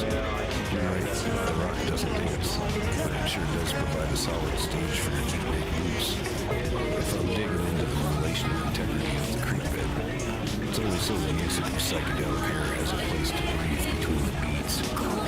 Don't worry about me getting too heavy, Nora. Even the guardian realized that most of the shadow is just the space where the light takes a nap. I'll keep the anchor set so you can keep the frequency high. We're both just guests in this temporary storm, man. I'm just making sure we don't get scattered before the final set. Peace and resonance to you, Nora. I'll see you where the ridge flickers. Man, the cosmos is tripping like a hippie at a Grateful Dead concert. Good thing we have an angry astrologer to interpret the vibrations. If you want to continue hitchhiking on this magic bus, lick that thumbs up button. Subscribe to the Celestial feed and ring the bell so we can nudge you before the next concert. You don't need a miracle to get in this show, Daddy-O. Peace!